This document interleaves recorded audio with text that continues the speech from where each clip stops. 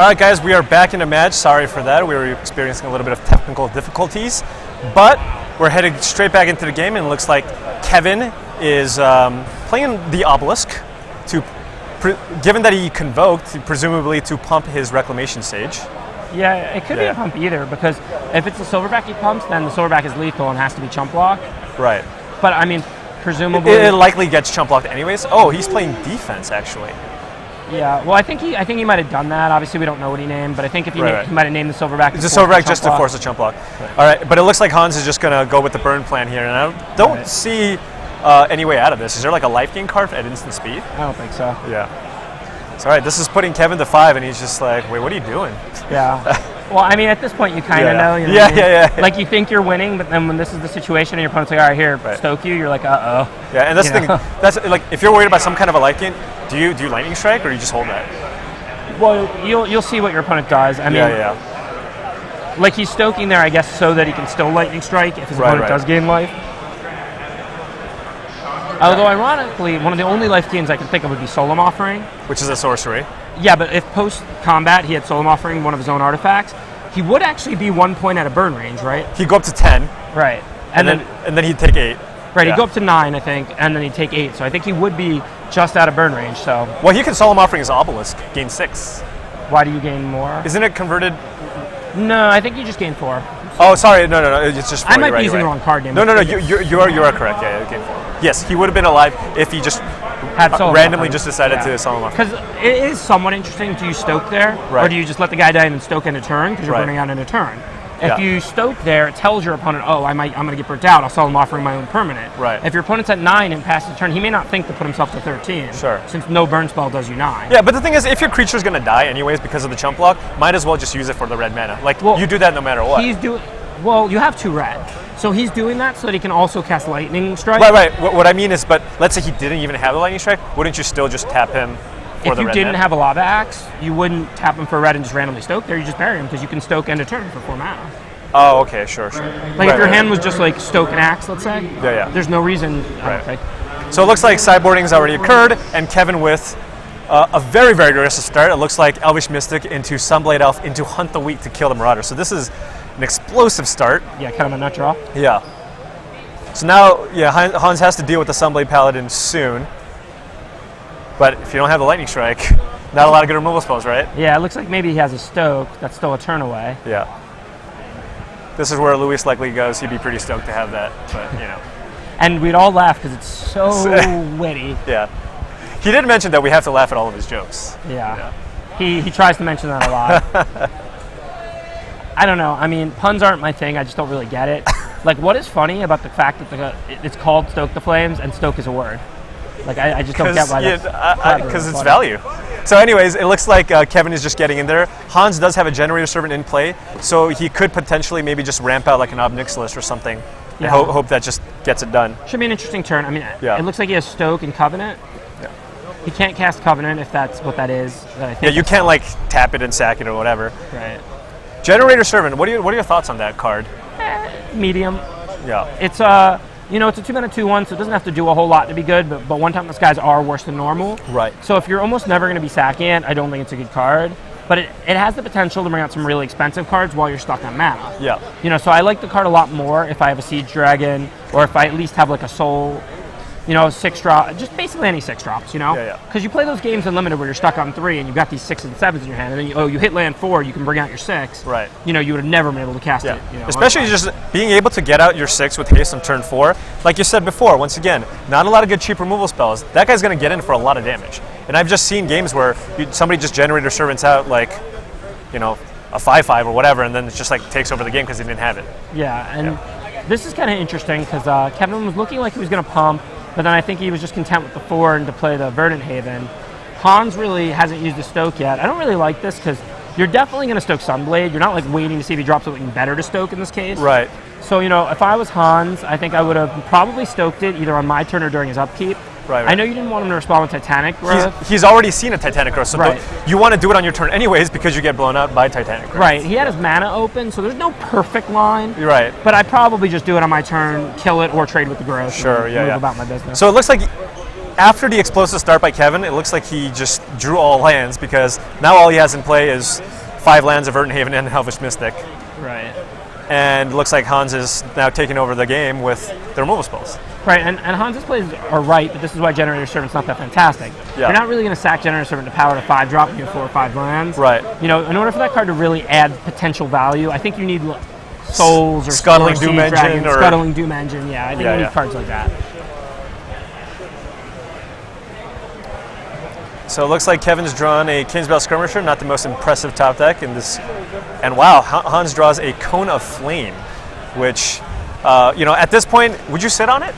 I don't know, because I don't know the rest of Hans's hand. I mean, if my hand was 3 land, I wouldn't sit on it. I want to end the game. Obviously, you can get more value than killing a 1/1 and 2/2 out of Cone. Right. So if I had like another 5-drop, I probably would sit on it. But it looks like he's just going to fire it off right away, get Kevin down to 15, it looks like, and just bash in for 6.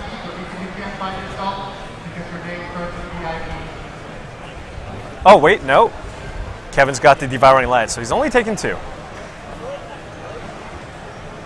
So this could have been slightly aggressive if, Kevin does end up drawing like a 3/3 or something. Yeah, if Hans has other stuff to do, he probably should have waited. Right. He didn't. I mean, he couldn't really afford to start paying 2 life, I would say, for the Vampire to give it flying, so he doesn't necessarily want to tackle it and trade with those guys because then the cone will never be good. True. But if he does have like a good 5 or 6 drop to deploy this turn, then yeah, I would just deploy it, wait, pass the turn. Well, yeah, it looked like he had an Accursed Centaur, Accursed Spirit in his hand, which is very, very good against green white. Sure, yeah, I would have probably just played the Accursed Spirit there. Looks like Kevin plays a Radiant Fountain. You gain a couple extra life. What are your thoughts on that card? Have you ever played it in any of your decks? I have played it. I mean, sometimes you're almost mono black. Maybe even if you have a splash, you just have plenty of sources. Okay. 10 swamps lets you cast everything you want to cast. You're splashing for a couple of cards, so you've got like an Evolving Wilds, 10 swamps, 5 islands, and a Radiant Fountain or something. And then the Fountain is nice because you have Scudder, Sign and Blood in your control deck. I've played it in that deck. That's probably the only deck I played in. Oh, no, the Pride Mates. Sure. Also, if you have like 1 or 2 Pride Mates and you can afford the mana, there's a lot of upside there. So it looks like Kevin played a Gargoyle Sentinel, which would have actually been an answer to the Cursed Spirit, but Hans looks like he has a ton of good removal in his deck. Just use a Lightning Strike to kill it off. Deck looks really good. Yeah, especially for red-black, which is widely considered not like a strong color combination. Yeah. He's just got Cone and Strike and Stoke, a Mixless. And Lava Axe wins games. I don't know about that Lava Axe. Hey, what other card would have gotten it done there? Yeah, not much. I mean, but it's hard to envision sometimes because, like, at the end of the game, sure, it needed to be an act. But if it had been that other card, maybe it would have come out on whatever turn he missed his curve, or maybe it would have had a different impact on the game altogether. All right, it looks like Hans attacks and has another burn spell. Wow, he's got Covenant as well. So looks like Hans Anderson takes it down in 2 games. Kevin got a little flooded out there. He had a really good start, though. I know when we picked this match, I wasn't familiar with either of the players, but one of them was supposedly a common streamer. Okay. Do we happen to know which one? I do not know. I've only followed a few of the me too. I'm not huge. I mean, it's sweet to watch, but I'm just not that big on it, personally. So welcome back, guys, to Grand Prix Salt Lake City. That was our time-shifted match. Paul Cheon here with Hall of Famer Ben Stark. We are going to be taking a short break, and we will be heading into the next match in a few minutes. So see you guys then.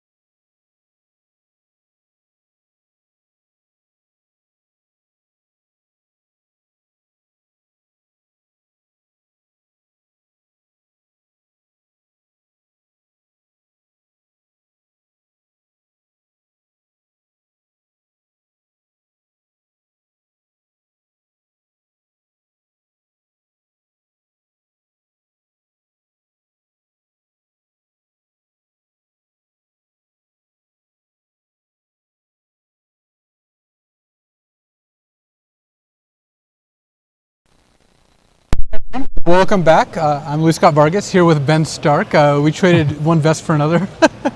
We had to investigate options because Paul was here and then now it's me. Oh, you're both wearing vests. Yes, that's the joke. Oh.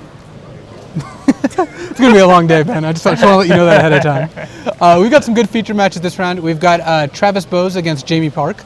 Actually, both Channel 4 riders. Travis, he has a slight disability. He's actually legally blind. Oh, I didn't know that. I'm much more familiar with Jamie than Travis. Yeah, Travis has written some actually really awesome tournament reports where he has to memorize what his opponents play. They announce what they play, and he just has to keep the board state in mind. He can kind of see, but it's very difficult. Oh, wow. And so he looks at his card every turn, so he knows what he's got. But we've got some deck lists there too, by the way. With how hard Magic is, I can't imagine. I know, it's like playing Magic on hard mode, and Magic's already on hard mode, so that should be pretty sweet.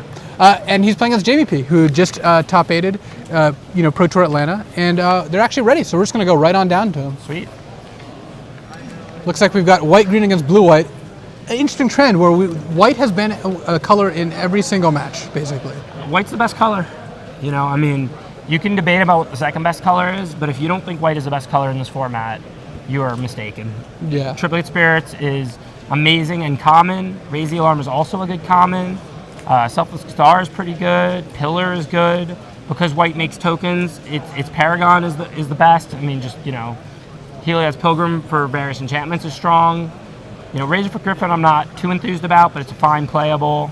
Sanctified Charge is awesome for these little white it's just decks. like the cards don't end, And even if they didn't have Triplicate Spirits, it'd be very good, but it also has just the best, the best card, basically. Spirit Bonds is awesome. Yes, Travis, and I have to suspect that Travis did not have Spirit Bonds in his opening hand on turn 1. Oh, because he played the Selfless Cathar. Yeah, I would imagine unless he's got the sickest curve imaginable, you just don't play Selfless Cathar at that point. I don't know whether he had it or not, but I absolutely agree with you. You should not lay a Selfless Cathar. If you can get an extra 1/1 flyer out of it, you just wait.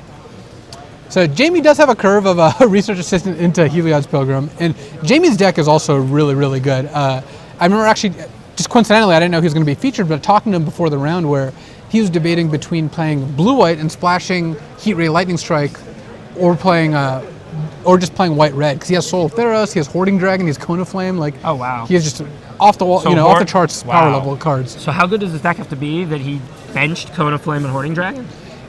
His concern was he didn't have enough creatures without the blue, and because the blue is providing him with a lot of creatures. Do you need a lot of creatures? It sounds like his spells are good enough that maybe you don't, but we'll see. He might sideboard into it, because I know Huey and Owen were trying to convince him to play white-red. Yeah, seems like when Huey and Owen are unified on something, it's kind of hard to argue. Well, aren't Huey and Owen always unified on everything? Yeah, I guess that's true. So Travis here not with a 3-drop. So yeah, I don't think he had the Selfless or the Spirit Bonds when he played the Cathar. Otherwise, he would have been glad to spend this turn making a free 1/1 instead. But Jamie's not really pressuring him all that much anyway. Yeah. Yeah, this game could be interesting. Jamie has a handful of spells. Spirit Bonds is tough to beat. But if Jamie goes, 2, 3, 4, and Heliod's Program does set you up because it gives you the 4-drop. Yeah. It's not the most impressive, but it's, against an empty board, you might as well. Yeah, if you have a different 4-drop, this does leave you vulnerable to Pillar right now. And Green-White has almost no play there in a turn otherwise. Yeah. There's nothing wrong with that. If that guy gets pillared, that guy gets pillared. You can live with that. So I would do it if I didn't have anything else to do. But if I had a 4-mana 3/3, let's just say hypothetically, I probably wouldn't make that play. I'd probably just play the 3/3 and pass.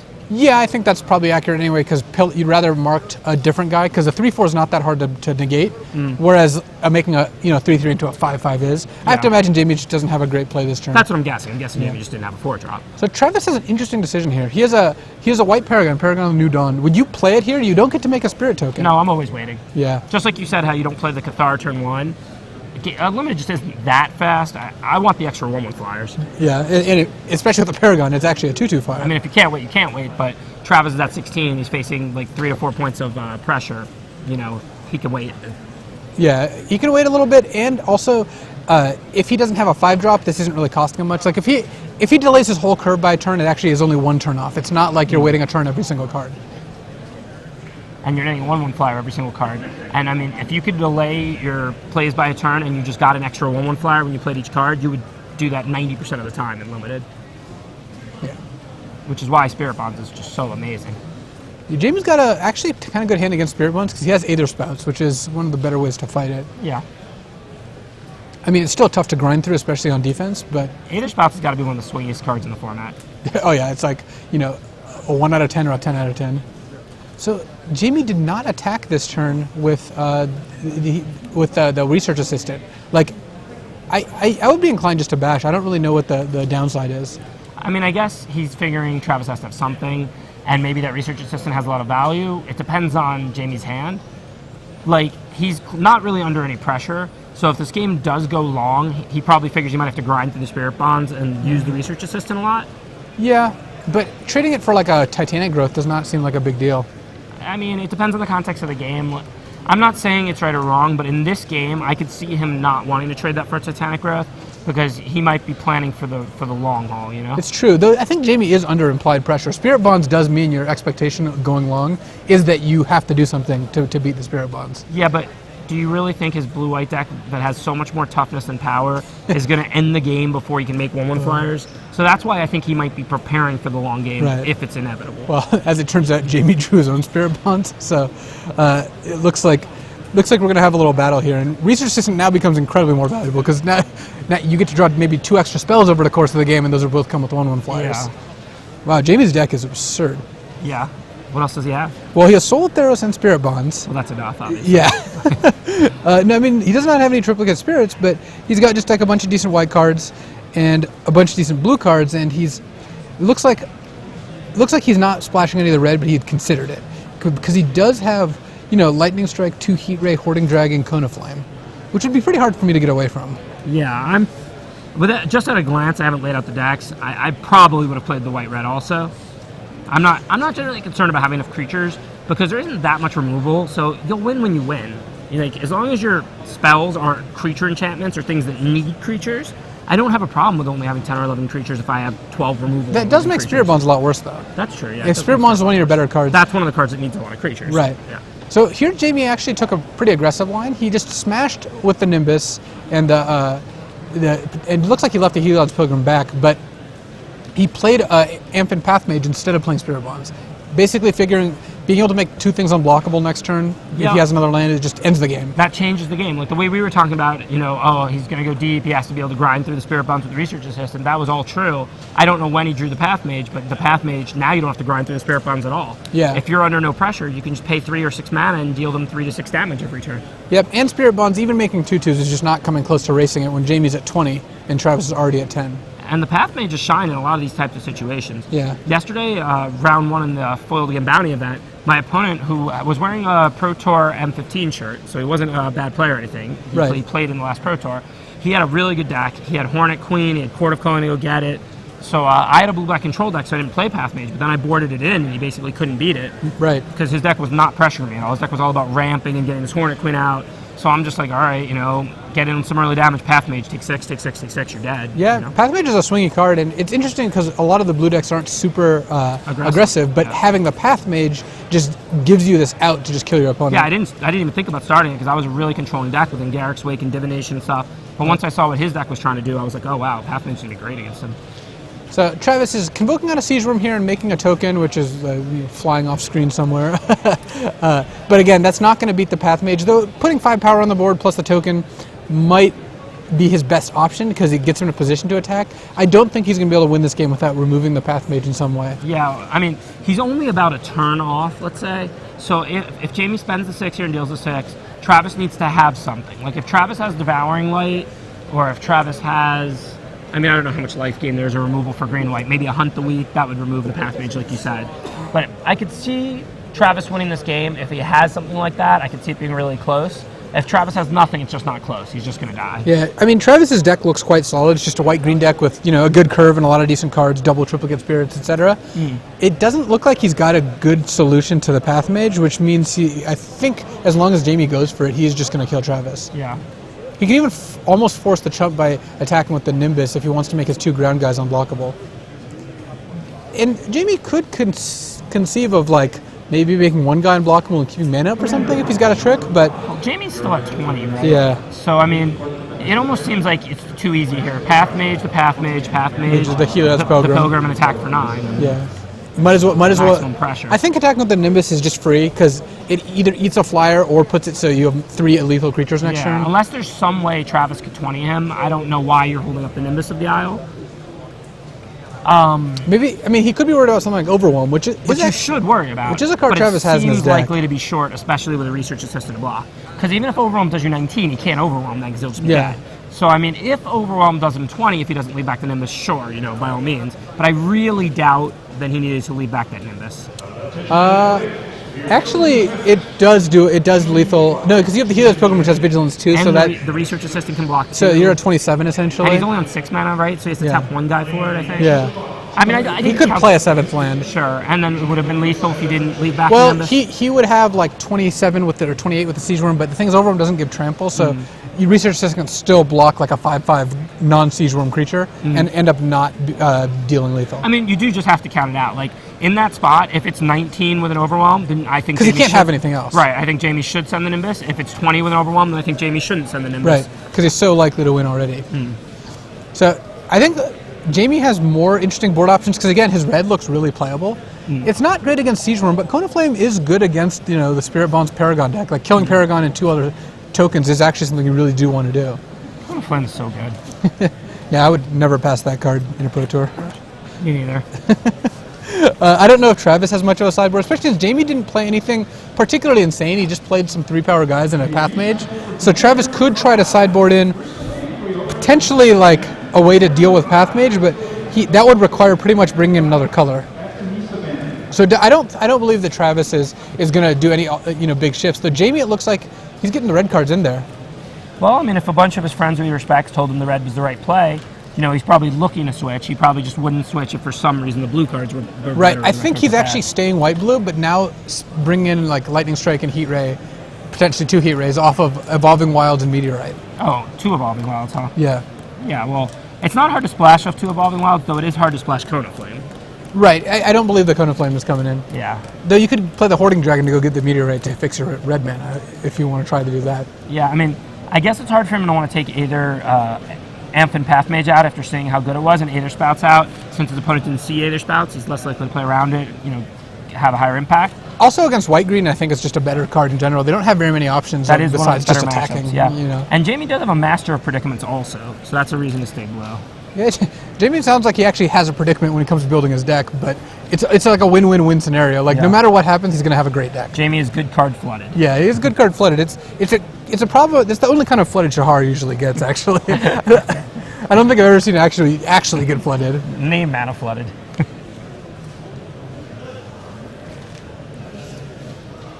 Yeah, I don't know what I would do if I were Jamie. Now that I'm taking a longer, more in-depth look at his red, his white, and his blue, because I've got the deck list right in front of me, it's a pretty tough call.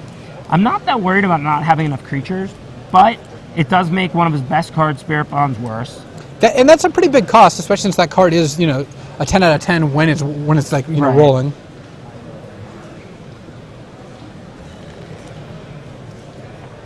I would imagine that Travis still wants to play first here. I mean, he's got a pretty aggressive green-white deck, and it looks like with his Siege Worm and Overwhelm and whatnot. Yeah, you're definitely playing first. I mean, neither of them really have removal. It's green-white versus blue-white. Whoever is putting their stuff out first and attacking it while the other person's still assembling things. Path Mage is so much worse on the draw than on the play, and even like a card like Siege Worm is so much better on the play than on the draw. Yeah. And so for our time-shifted match, we actually have Brandon Nelson against Adam Westwood here. Brandon Nelson beat me in the top 8 of the last U.S. Nationals that there ever will be, according to what's happening now, at least. A big claim to fame. He has some DP top 8s as well. Oh, I wasn't hating. I'm not familiar with Brandon Nelson, but you're not tough to beat. That's true. I mean, I do have a lot of national team appearances. I know. Of which none of them were successful. Your nationals record is actually really good. Yeah. I'm actually jealous. I've never top 8 nationals. I've never been on the national team. Last year, I thought I had a shot, but I was like the leading American going into Proto Dragon's Maze, and then everybody from the entire country passed me. Yeah. I finished behind Raptor, Martel, and Defro, maybe more. I mean, I know how you feel. Like, I've only been on the team like 4 times or whatever, and top 8 at 3 nationals. I'm sorry. I'm sorry that you've only been on the team 4 times. It might have only been 3. I don't know. It's hard to keep track. Yeah. It depends. Does a World Magic Cup count exactly? I think it does. Yeah, I mean, it's. I would consider, that's what I was talking about last year, I would consider getting on the World Magic Cup team being on the U.S. national team. Yeah. I mean, I think the difference would only be in name. Well, at the end, you just get bonfired out anyway, so. Yeah, I saw that video. Yeah, that was one of the greater moments. Yeah. Especially since I was still wearing that ridiculous mustache. Bonfire was not one of R&D's finest products. I remember the Avison Restored Pro Tour. Every single turn of every single game, I was just like, did you draw it? Did you draw it? You know, because like you couldn't play around it. It was so powerful. And that didn't really happen to me, the Avison Restored Pro Tour, because I wasn't playing the Pro Tour for very long. I actually did day 2 that Pro Tour, but I didn't, you know. I remember you won one match, the fastest I've ever seen anyone win. Oh a yeah, match in Limited this in my was the entire fastest life. match I've ever played. So my opponent, Oliver Ox, actually an Australian dude who I know, he got a game loss for being late, you know, so I'm up a game. Game 2 I played turn 2 Wandering Wolf. 2-1 can only be blocked by creatures with, you know, power equal or greater. And then turn 3 I have Miracle +4/+4, you know, 4+1/+1 counters. Yeah. So on turn 3 I'm attacking with a 6/5 unblockable. Yeah. So I was getting up while people were shuffling for game 1. No, I know. I was like, I had like already won game 1, or was like in the process of winning game 1. It was Sick like, brags. Yeah, it was like turn 6 or something. I was playing like right next to you guys, and I'm like, wow, that was a really fast game. And I look over, you're getting up, and I'm just like, what happened here? Like, Yeah, well, heavier game also. yeah, I didn't know that at the time. Does the thing. I was just like, how did you beat your opponent 2 games in 3 minutes? Like, I didn't really understand what was Yeah. going on. So Travis on the play, Jamie starting with Evolving Wilds, which does again indicate that he's splashing because his main deck does not have any Evolving Wilds, and he's not adding them unless he's adding red. He's not just going to randomly put in Evolving Wilds, unless maybe he got convinced during the buys that hey, you should be playing these in your 2-color deck, which is Yeah. possible. I don't know why people don't play Evolving Wilds. I just don't get it. I know I differ from the masses on this a lot, but unless you have 1-drops, it comes into play tapped, island, or plains your choice. In Limited, you play 8 and 9 generally. Well, You it don't also just can get to other have- basics too. It doesn't have to get island. I'm or saying if you're a plains. 2-color deck, you don't just get to like have the both colors. What in we're the saying is game. those 2 colors can be black and red, and you can also get a swamp or a mountain. Thanks for clarifying that. Thank you. I just want to make sure the viewers know what Evolving Wilds do. Okay, sure. But my point is, it's either one, whichever you didn't draw, and being able to cast all your cards, I think is so much more important than worrying about drawing on exact 4, where you have exactly a 4-drop and no 3-drop, and it's like a big deal or something. I would only consider not playing Evolving Wilds in a 2-color deck if I had a bunch of 1-drops. Yeah, I think that's the biggest thing. So Travis didn't have a 2-drop, but he had turn 3 East on the Wandering Bard, which is a nice one. That when that card gets rolling, it actually is fairly powerful. As long as you can go right up the curve, that card is awesome. And Travis does have Elvish Mystic, which is the 1-drop that you want to get. Yeah. He also even has 2 Selfless Cathars, so he has his options. Yeah. You know, when it comes to Yeah, ones. as long as you can get Mystic or like Typhoid Rats, and then you know you've got some decent defensive 2s to go get and keep going, Wavefinder or Wall of Mulch or what have you, the Sun Pegasus. Yeah, which he has a lot of those cards. He has Sungrace Pegasus and Yeah. whatnot. A Frostlinks from Jamie is gonna delay the start by turn, which is actually really big because Yusan is that sort of thing that you get rewarded if you use it 5 turns in a row. You don't get rewarded if you use it like once or twice. Right. And delaying the whole engine by a turn is, can have a pretty big impact. Yeah, and look at this, the red splash coming through because, Yeah. he would be stunted by the spider. I guess he's got a tough decision on whether to strike the spider and keep attacking or whether to save it for the Yisan. Looks like he's just gonna bash here. Yeah, that's what I'm thinking. I don't know. No, it looks like not. He's gonna. That makes sense if you know Jamie's hand and you know that he's not gonna be able to pressure a ton. Like he's playing a research assistant. Right. Killing Yisan is a much safer play. Right. But it depends on how many ways he's got to get rid of spider or things that can attack past it. Right, like, I mean, he also has Quickling in hand, right? So, I mean, with that's ability to pick up Frostlinks and be a little aggressive flyer, I don't know. I mean, I might have went the other route. It's pretty close. Yeah, though Frostlinksing a spider is fairly effective also if you need to, but Travis being at 18 instead of like 10 is a really big difference. Yeah, it's definitely close. I kind of feel like Jamie's going to want to end the game, though, in pressure. I mean, Travis is the one right with Overwhelm, with bigger Well, creatures. Jamie doesn't know about the Overwhelm, but he does know about the Siege Worm, Spirit Bonds, Paragon also Right. is an annoying card to deal with in a long game. I mean, then again, I guess Jamie has some bombs, too. Like, extending the game gives him a chance to draw Master Predicaments or Soul of Fearless. Yeah. Or his own Spirit Bonds. Now, he doesn't have those cards in hand this game. Yeah. And he knows that. And as it turns out, I mean, looking at Jamie's hand, he doesn't really have a follow-up play here because he just has Quickling and lands. So, given that his turn now is to like use Research Assistant, I think this actually is going to end up playing out a little better for Jamie than killing the spider. This turn he could have used Quickling Frostlinks, but if Travis has another creature to stop the Pride Mate, which is very plausible because it just takes any creature, Yeah. then Jamie's like banking on just the Quickling finishing things off. Yeah, but the part that also makes it interesting is if you're using Yisan, like, you can't cast the other creatures, but Yisan could potentially block it. I don't know Yeah, if Yisan already would blocks block the it, Pride Mate. Yeah, you probably do if things get, too if you rough. feel like you have to. It creates some interesting games. I do think Jamie's happier having killed Yeah. the Yisan. Travis did draw, he has Triplicate Spirits and Siege Room. He has to decide which to convoke out. He also has to worry a little bit about counterspells. Yeah, it's like on the one hand, Jamie's in a better position probably, but he's still playing a losing game right now, right? Yes, but I think given the cards Travis has played, I mean, Jamie didn't know about Triplicate Spirits. He didn't know about, invasive species, siege worm, whatever. And he does have the option now to draw into better cards. Like, he's going to get to use the assistant a few times. Yeah. But if he doesn't draw into those cards, it's going to be hard to beat Siege Worm and Triplicate Spirits. But I don't think his other line would have actually killed Travis. It would have gotten Travis to like 6 or 8, but I don't think it would have actually killed him. No, maybe not. I mean, I don't know if Jamie has ways to get through other than the Path Mage. Maybe I'm a little fixated on it because he won the last game with it. But it does seem like his plan needs to be to not, like, he doesn't have inevitability. It doesn't seem like Jamie's Soul of Theros does kind of give you that if you find it. Yeah, if you find it. It's not in his hand. Like, he doesn't have a tutor for it. He has the ability to leave. I mean, I think Soul of Theros is his best path to victory, but the Path Mage is also another good one. Yeah. I think if Jamie also had one more good spell in hand, he might have been more inclined to do leather play, but if you think you're not going to have the follow-up, it's a lot riskier to not kill the Yisan. Because not killing Yisan is almost scooping the long game. Like, once Yisan starts getting 5s and 6s... Oh yeah, I agree with that. My postulation is possibly, though, that he's going to lose this long game anyway, basically. Yeah, I think Jamie, knowing his deck and not knowing the content of the Travis deck, can assume that he has a better long game. Of course, he knows his hand is all lands, and he does not know, how many lands Travis has. I mean, Jamie's not in terrible shape here. Like, honestly, like, if Travis attacks, Jamie can just quick link back the Frostlinks and block a Spirit Token and still get to use Research Assistant, too. Right, and then Frostlink the Siege Worm for a little bit. Yeah, but once that thing gets freed up, he's got to have something else going on. Yeah, but even, like, doing something like triple blocking Siege Worm with Frostlinks, Pridemate, and Research Assistant, yes, it's bad if he has a trick. Yeah, if he has anything, the game is over. But, I mean, it is technically something. And Travis is like Runeclaw Bears, it's not doing a whole lot here. It looks like Travis is running out. He's running out his whole hand. Wow, he can even play the Siege Worm. Gotta love Convoke. Here's a free 5/5. Yeah. And that's even actually really good for Travis, too, because Jamie would have loved to snipe one of the tokens with Quickling. Now, if he plays the Quickling, Travis knows about it, and it's a lot less effective. Yeah, at the very least, if it wants to snipe a 1/1, it's going to do it while he's taking 5 in the air. Yeah. I mean, Soul of Theros still just wins Jamie the game here. Of course. I mean, that card's just unbeatable. Yeah, if Soul of Theros was in Jamie's hand, I wouldn't even be discussing this play. I'd be like, oh yeah, kill the Yisan, whatever, play defensive. Like, all you want to do is keep the game stalemated until you cast Soul of Theros. Yeah.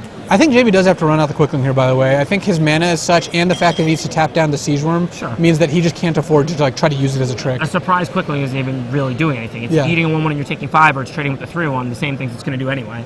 Like, with the Quickling in play on tap, if Jamie doesn't play another flyer, he's still going to get attacked by all the flyers next turn, right?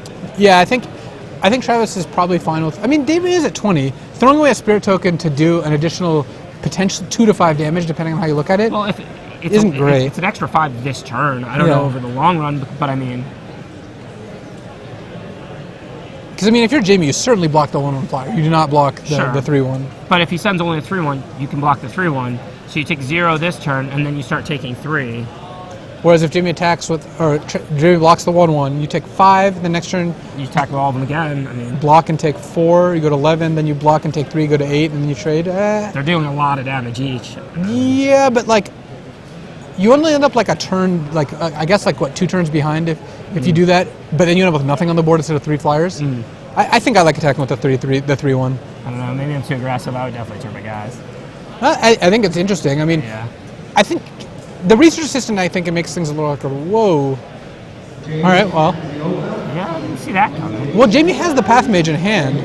He's presumably going to play this turn. That's what he drew. So he's going to put Travis to 14, play the Path Mage, and then next turn he can activate it twice. Even if he plays land, he only gets to activate it twice. He can hit for like 5. It's a 3-turn clock. That's actually going to be tough to race. I mean, tough for Jamie to win the race there. Yeah. Like Travis, because Travis now gets to attack for just a ton of damage. Because, I mean, now there's like no cost to sending in the invasive species as well. The two power creatures are a little bit blanked by Research Assistant, because you can't necessarily attack with everything. I guess you can leave up just the one guy that's going to blank a bunch of things unless he uses it, like one Netcaster Spider. Yeah. And then you just send everything else. And then the Frostlinks and the Research Assistant can double block invasive species, but that's not that bad for Travis. I don't think he gains anything by leaving it back. Yeah. And then that gets the Runeclaw Bears through and the 5 flyers to attack for 8 in the air plus, or 8 total, putting Jamie to 12. Then next turn you've got almost lethal depending on how Jamie blocks. Yeah. I mean, I don't know if he drew anything. He drew a forest, which is Nothing. no. Can't see the forest for the trees apparently.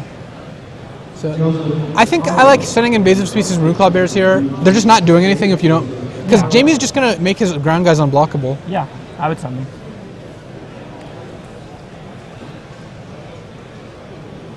Well, he's sending the invasive species. I guess he's leaving back the Runeclaw Bears. Potentially he's worried about something happening to one of his untapped blockers and just taking a ton of damage. Yeah. I mean, it's not, like, invalid, but you have to really pressure here or you lose to the Path Mage. I mean, you lose in 2 turns to the Path Mage as things stand, right? Because the Quickling gets through for 2, and then the Path Mage plus another 2/2 unblockable hits for 7 total, and that's exactly 2 turns. I wonder if Travis should have left a flyer back. Well, he's got the Netcaster Spider. Oh yeah, he's got the Netcaster, yeah, completely. So, all right, so that actually means that Travis is on a 3-turn clock, so Travis actually isn't in that bad a shape here. No, which is why I like the extra damage from the Runeclaw Bears. Because if Jamie alphas, I mean, you get to eat the Quickling. I guess he doesn't need the flyer because of the Path Mage. Does he take 9 because he has to stay above? Well, he has to get the Path Mage unblocked. Well, he does get the Path Mage unblocked, so that doesn't matter. But Yeah. you eat the Pride Mage. I mean, you eat the Quickling. You take 3, 5, 7. Yeah, so it's still a 3-turn clock. So I'm pretty sure I would send the Runeclaw Bears. I mean, Travis is playing around again some kind of removal spell, but like, How I are think you gonna beat them? Yeah, I think you're not going to beat that anyway. Jamie drew a Research Assistant, which actually isn't terrible because now he can use Path Mage twice and still play a land and a Research Assistant, it looks like. I mean, Jamie's kind of all in on using Path Mage here. Yeah, I don't know why he's got those 3 creatures really highlighted. I'm not sure how. Well, maybe he too wants to attack into Netcaster Spider, which I would not advise. No. So he puts Travis to 9, and then even if he activates 3 guys next turn, he still doesn't have lethal. Yeah, it's a 3-turn clock. This being turn 1, like he can't kill next turn, he kills the turn after. But does leaving the Runeclaw Bear back change that at all? It only changes it if you deal with Netcaster Spider and then you attack for like 11. Right, and we're not trying to beat a removal spell anyway. But so assuming your opponent doesn't have anything, I think it's just the removal spell. Right, and So, assuming, which I think is the part where where we would have played differently. yeah, I'm not trying to play around a removal in a game this tight. Out of a blue-white player too, so he has to be most likely like a splashed removal or a devouring light, a card that's going to be awesome anyway. I mean, a second Lightning Strike's not that implausible, or a Heat Ray. No, it could exist. I'm just not playing around it in Yeah. this kind of a game. Does Jamie have any thought to? I mean, I think that he could have definitely left his Quickling back last turn.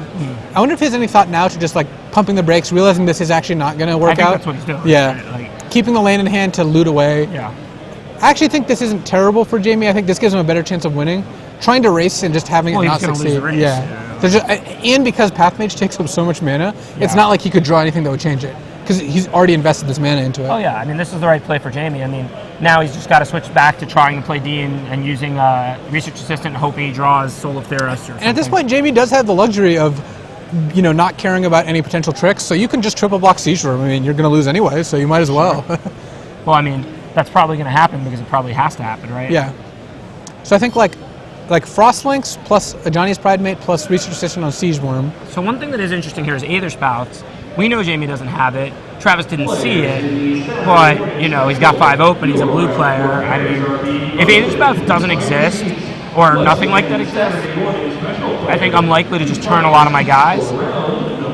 Yeah. But I think Travis doesn't do that because he doesn't want to run into Sanctified Charge or Aether Spouts or something like that. I think Travis, because of the Path Mage, Travis is also kind of in the situation where he doesn't have the ability to play around everything. Sure. I mean, he did attack in a way that Aether Spouts wouldn't have done much. What was Jamie didn't? Did Jamie not loot in a turn? Oh, maybe that was a Summoning Sick Research Assistant that he just cast. Oh, I see. I was thinking the same thing. Yeah. I think he just played Research Assistant. That makes sense. Yeah, it looks like the board is, in definitely Travis's favor, but Jamie has so many cards that just completely turn it around. Yeah, and I mean, because Travis didn't get aggressive at all, Jamie still has that threatening Path Mage. I mean, his hand now is a Nimbus of the Isles, so he's trying to figure out what to do. He can basically either loot away the land, which he doesn't have to do now, but he has the option to, or he could cast the Nimbus, he could play the land and Path Mage something, get in some damage. Probably what I would do. I think you've got to use Path Mage here. Yeah, I don't see a reason to hold the land 8 in a spot. I probably Path Mage the Path Mage and attack with just that or something. because you do want to force your opponent into action a bit, right? Yeah, I mean, I think even though you have a Path Mage out, it's so expensive and takes so long that I don't think you can just exactly sit there. On the other hand, Jamie, is in a position where he's not taking a ton of damage. Like Travis might not be able to attack with anything here. Maybe Jamie is fine. The game is fairly stalemated-ish. The only thing is that doesn't really change by playing the land. You just lose the ability to loot it away. Yeah. And in exchange, you get the 3 damage from the Path Mage and the ability to triple Path Mage if you draw another land. Like, I just think that land is almost doing more coming into play and dealing 3 damage and staying in play than being discarded to the research assistant. Yeah, and so Jamie, it looks like he drew a Heliod's Pilgrim, so he's got a couple options. We saw the Marked by Honor last game. Let's see if anything else that's interesting. He does not even... He has a Divine Favor, right? He has a Divine Favor, and he does not... I'm trying to see if he has Encrust, but it does not look like he does. Well, I mean, Divine Favor seems like a pretty solid card right now because it gains life, so it helps erase, and it can put the Nimbus of the Isles out of triple block range. It triggers the Johnny's Pride Mage, which is not irrelevant. Although, actually, I don't think he really wants to be attacked with the Nimbus of the Isles, since that's like stopping the counterattack. Yeah. Nimbus also does die to a triple block of Spider plus 2 tokens, even with a Divine Favor on it. Yeah, that's true. I forgot about the Spider now, too, for a minute. Yeah, I mean, more than likely, he'll just start Path Maging one of the smaller creatures that isn't doing anything and play for the stalemate. Use the Divine Favor to have even better defenses. Yeah, and I mean, you've got a Path Mage out, so Jamie has inevitability at this point. Right. I mean, he does not know that Travis has Overwhelm in his deck. If Travis just draws that, he's just going to be able to overrun Jamie with a giant attack here. Right. So the chat asked why Travis wasn't attacking with Siege Room, and what we're assuming, I believe, correct me if I'm wrong, is that Jamie just gets to block with a 2/2, a 2/2, and either now a 1/2 or a 1/3, and that's just not a good trade for Siege Room. Right. I mean, it's especially bad now with the 2/2, the 2/2, and the 1/2. Yeah. When it would have killed Research Assistant and a 2/2, it might have been an okay play to start clearing the way, because I'm not sure what would then deal with Netcaster Spider and Runeclaw Bear.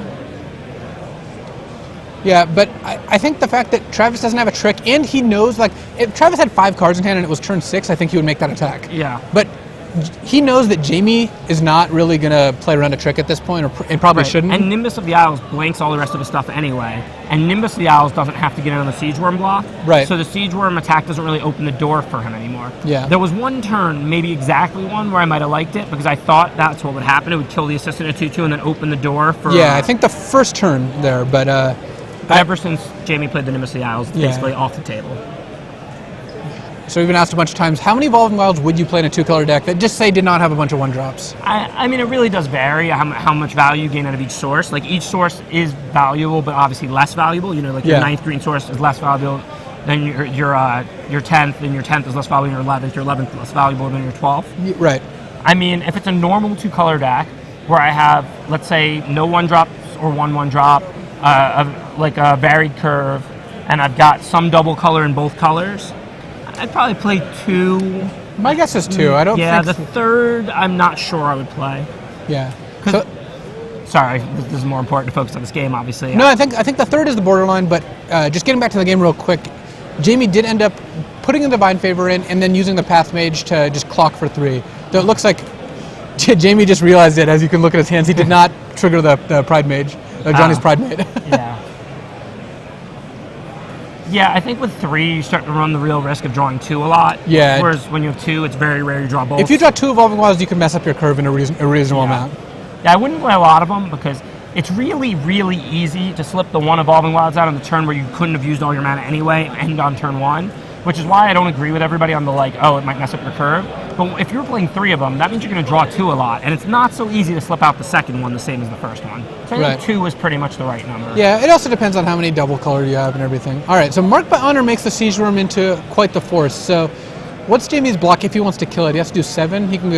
He has to throw Nimbus of the Isles or put all 3 of his 2-power guys plus his Research Assistant, and then you lose Pilgrim plus Pride Mate, or you lose Research Assistant, Pride Mate, and Frostlinks.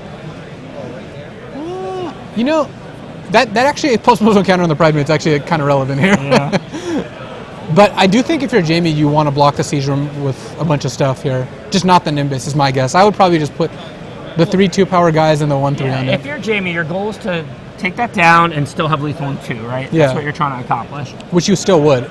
Yeah. Because I think if you take the hit of 7 here, you're opening yourself up to just dying to like some random hit of like Titanic growth and So stuff. you just want to block it with everything but the Nimbus. Yeah, and that does exactly 7. You lose Frost. Presumably, you lose the Johnny's Pride Mate, the Frost Links, and the Research Assistant.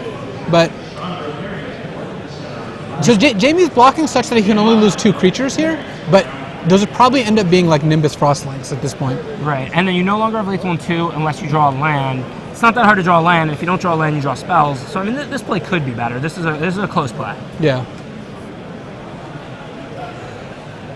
I'm not sure. Well, I guess a couple of points of damage really aren't going to help. I mean, JB's in a pretty commanding position. Like, I'm starting to evaluate whether Travis should have sent the 1/1s or not. And even if it was right, that means that Jamie's in a pretty commanding position. Yeah. Because, I mean, Also, Jamie's not close to dying. Jamie's at 17. Also, if you send the 1/1s, Jamie's a lot more likely to do the other block and then eat a 1/1 with a Nimbus. And you actually want to kill the Nimbus. I think Travis just wants the extra turn here if he can get it.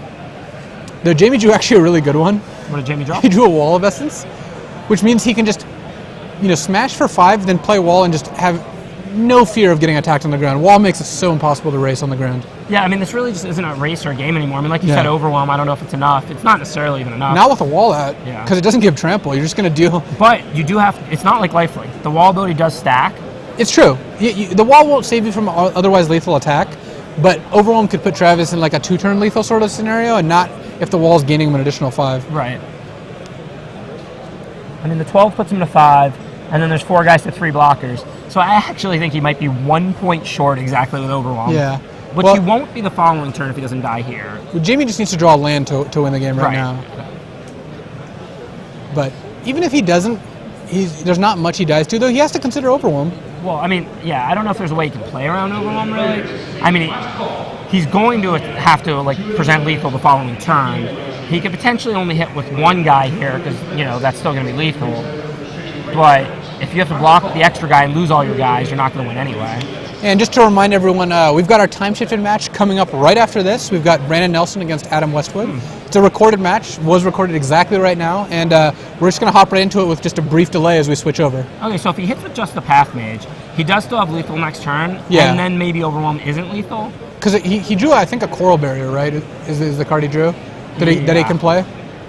So I don't know. I mean, he hasn't seen Overwhelm yet, and there are other cards too. The So, problem- I don't know what the best play is. The problem, I think, is that by attacking with both things, if you're making it so you have multiple lethal things, presumably, but if Path Mage gets removed, then you don't have lethal no matter what, and that's the only way Travis can really get back into it. Right. So I don't think it actually changes the clock much. And Sanctified Charge doesn't do it, and doesn't do it either way. Like, it doesn't do it now or anything. Yeah, I don't know.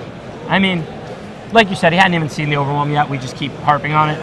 I mean, it could definitely have been right to send only Path Mage, or it could definitely have been right to send both. Like, I'm not really sure. Yeah, I'm pretty confident that Travis has an Overwhelm in his deck because it's marked on his deck list. So Right. I think it's relevant to talk about. Well, it's good to talk about, firstly, because I like Overwhelm a lot in these green-white token stacks, and you can see how it would have been the best card possible, basically, to win both of these games, and when almost no card would win these games. Yeah, So, I mean, especially when it's a game that, yeah, like I said, you're winning by a lot, then you really should just worry about what it is exactly that's going to stop you. yeah, I mean, because I've been having a conversation with a lot of people. Another thing a lot of people disagree with me on is, like, I consider Overwhelm unplayable, not bad, in green, blue, and green, red. Yeah. But when you're these green, white token decks, I think Overwhelm is a bomb in that deck. I think it's very, very good. And a lot of people don't seem to like to play it at all. And I mean, I'm not saying I'm right because of this anecdotal evidence, but I think a good thing to think about all day would be when you see a green, white token decks with raise and triplicate and all this, would Overwhelm be a good card in these Right. games? Because it seems like it, and that doesn't account for the drawback of it's taking up a spot in your hand. But it seems like with all the token making stuff, it would be a good card the vast majority Certainly, of and also when you're not losing to very much, you should figure out what exactly you're going to lose to. Welcome back, everyone. So, like I said, we've got our time-shifted match. We'll be at that in a second. We're going to do a quick break as we switch out. Who's out? Andy, who?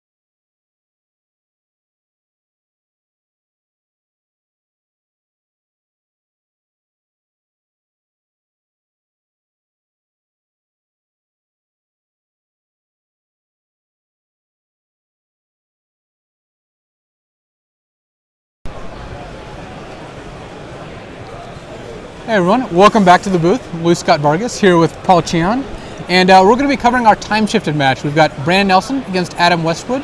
We're going to be just going right down and checking out the match.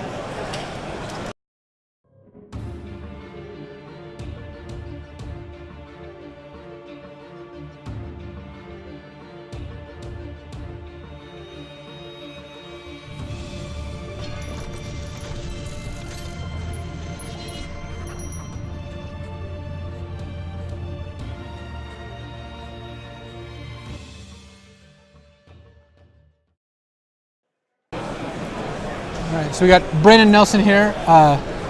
Looks like playing against Adam Westwood, and looks like they're sideboarding. So we're going to check out exactly where we are in the match here. Maybe he's just making sure all of his cards are in his deck. Yeah. So we're looking into that right now, but it does actually look like they're sideboarding. So just taking a look at these deck lists here, we have Brandon Nelson with a green-white deck. It's got some goodies in here. He's got the usual suspects of all the aggressive white creatures with triplicate spirits, but then he's got one of the best rares in the format in Hornet Queen and Soul of Zendikar as well. So that's 2 cards. You said one of the best rares. That's why I said one of the best rares in Hornet Queen and Soul of Zendikar. I'll let you off on a technicality. Oh my god. Or the truth. Yeah, Hornet Queen I think is competing with only Soul of Theros as the actual best, and then Soul of Zendikar's in the top 10 somewhere. Sure. I mean, all the souls are obviously pretty insane. And Adam Westwood here looks like he's working on a blue-green deck, splashing red. That's a Temur deck, I believe now. A what? Temur. Oh, I'm sure we butchered it again. Like, yeah. Is it really Abzan? It's weird. All right. Anyways, it looks like he's just a blue-green deck, splashing red for Burning Anger. All right. So we're skipping ahead. This is game 1, though. Yeah. Oh, this is game 2. So, looks like Brandon Nelson is on the play here. Yeah. Which I assume he's lost game 1. But I mean, a curve of Raise the Alarm into Kinsbale Skirmisher is kind of a beating. It's pretty strong. It's going to be hard because going through Adam's deck, his deck looks a little bit more controlling. He's got the turn 2 Welkin turn, which is not going to do a whole lot on defense. Yeah. And one could even say a Welkin turn 2. If one was so inclined. Is that person you? And had a great sense of humor, yeah. So then not you, or? But Adam Westwood, it looks like is stuck on lands here. I mean, he's playing 3 colors. It's just a light splash for Burning Anger, it looks like. I mean, it's a powerful card. Yeah, but like the thing is, looking at Brandon's deck, and especially with his opening start here, you cannot afford to stumble. Welkin turn is just not going to do anything, and it's going to be really hard. Although he only played a Cathar and just didn't have another follow-up, so. Yeah, and Adam actually did draw a Coral Barrier here, which is one of the better plays you can play when you're behind. So he's going to big fan of Coral Barrier in this format, actually. Yeah, the card is great. Pretty much does everything. In the second deck we had, at the GP, I had Coral Barrier plus Overwhelm and Siege Worm, and it was really good. Yeah. You did not drop a match that day. I came close though. Okay. Oh no, I didn't. Sorry. No. Yeah. Okay. My draws were good. My deck was good, and I got matchups that I wanted. So. Yeah. Coral Bear summoning a squid here, which actually does kind of stop the attacks. I mean, if Brandon attacks with everything, and Adam blocks like the 1/3 on a 1/1 and the 1/1 on maybe just doesn't block the 1/1 because then the Selfless Cathar sack is too good. Either way, he can kind of hold off Brandon's attack. Yeah, I don't think Brandon has like a great attack here. Like if he attacks, like he's going to have to sack the Cathar, and when he does, he's not going to get a whole lot of favorable trades. Like if he attacks with the tokens and the Skirmisher, he's going to just put the 1/3 in front of the Skirmisher and then just put a token in front of 1/1. It's not going to do much. Yeah, but then he just sacks the Selfless Cathar. Okay, sure. Or rather, he put the Core Berry on a token. I think if he just blocks 2 1/1s, he can do that. It looks like that's what he's doing. Looks like he might be attacking with just the Kinsbale Skirmisher, at which point he's offering the trade of Selfless Cathar for Core Berry, which Brennan is fine with, I think. Right. But if he attacks with the 1/1s, then it gives Adam Westwood the option of blocking otherwise. So it looks like Brandon just had a really, really aggressive start, but looking at the rest of his hand, it doesn't look like he has a whole lot of follow-up. Yeah, I mean, he didn't have a play last turn except for the Selfless Cathar. Right. And he didn't have a play this turn. It looks like his hand is Pillar of Light and lands. Yeah. Which is not where you want to be against blue. Blue does not have very many large creatures. Yeah. I mean, he knows he's playing against green as well, but it's still kind of rough. Yeah. So despite stumbling a little bit, it looks like that coil barrier went a long way, and the fact that Brandon just had nothing to follow up with it. I mean, what is he going to play here? Looks like a Imp and Path Mage, which we saw, kind of carry Jamie P to victory here. Looks like Mono Blue Devotion might be good enough here. Yeah. If it's good enough for Batman, it's good enough for Adam West. Wow. I don't know how long it took for you to get that one in. And in Brandon, it looks like he spiked another land here, which is going to make things tough. I mean, he can attack with the Skirmisher, but that's about all he's got. And he probably should at this point. He's got nothing else. Because he can also double block Path Mage with the tokens if forcing Adam West to Westwood to use Adam West. Now we're just gonna call him Adam West. It's a sweet name. I'm certainly not making fun of him. I suppose that it is. All right, it looks like Adam's just gonna choose to take it here. We get to see watch the stream in grayscale momentarily. All right. Wow. What? Perilous Vault out of a white-green beatdown deck is a little surprising, but it's actually not terrible here. Yeah. The thing is, it's still it's actually like a 3 for 2. Yeah, it's actually card disadvantage, and it's not like the best draw when you're playing a green-white deck where you're playing out all your guys and you can't really plan around the Perilous Vault that you draw. But it seems like it's absolutely necessary here because he is not ahead on this board right now. No, but the problem is Adam Westwood also has 5 cards in his hand, so he's going to have a hard time losing this game regardless of kind of how it goes. I mean, Brandon certainly has cards he could draw, Hornet Queen and Soul of Zendikar do get you into it, though I guess he can't quite cast Hornet Queen this instant. Well, he does have 2, oh no, looks like he's got a Plains and Pillar of Light, so yeah, that is correct. Yeah, that's why I said it. Paul's shaking his head. You could hear the sigh, but I just wanted to make sure you knew he was shaking his head. Well, it happened. Basically, with the Perilous Vault, though, Adam Westwood is in a kind of interesting spot where he could play more things, including what looks like a Soul of Ravnica. Oh, wow. Once he draws a 6th land, he has 5 right now. So the thing is, what he can do... you don't need to. Yeah, but it's one of those you want to at least get him to use the Perilous Vault. I don't know if this is enough of a board presence for him to do it. I kind of lean towards just making Imp and Path Mage unblockable and cracking for 5 with Welkin Turn plus Path Mage. Right. Brandon's best play then is to attack with 3 cards creatures back. You trade your 1/1 for his 1/1. You take 3. And so then it becomes 9 to 8, and then you can attack again.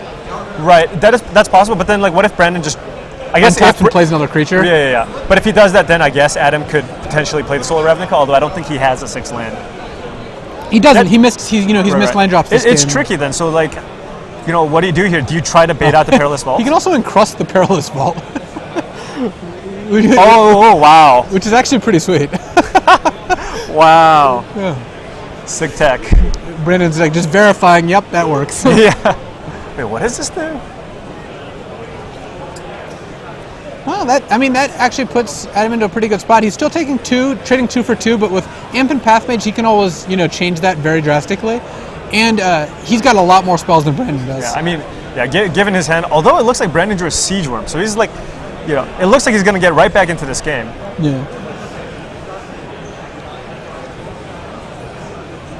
Because the thing is, what Adam doesn't know is Brandon does have the Pillar of Light in his hand to deal with the Soul. So, if Brandon goes Siege Worm, and then Adam draws a land and plays Soul, and then Brandon goes Pillar attack for 7, that is actually a pretty good swing. I think he's just going to jam the Soul of Ravnica here. I mean, he's got no other plays. He's actually only drawn islands and mountains so far, so he's got all green cards left. Right. Brandon actually could be in good shape here. Yeah.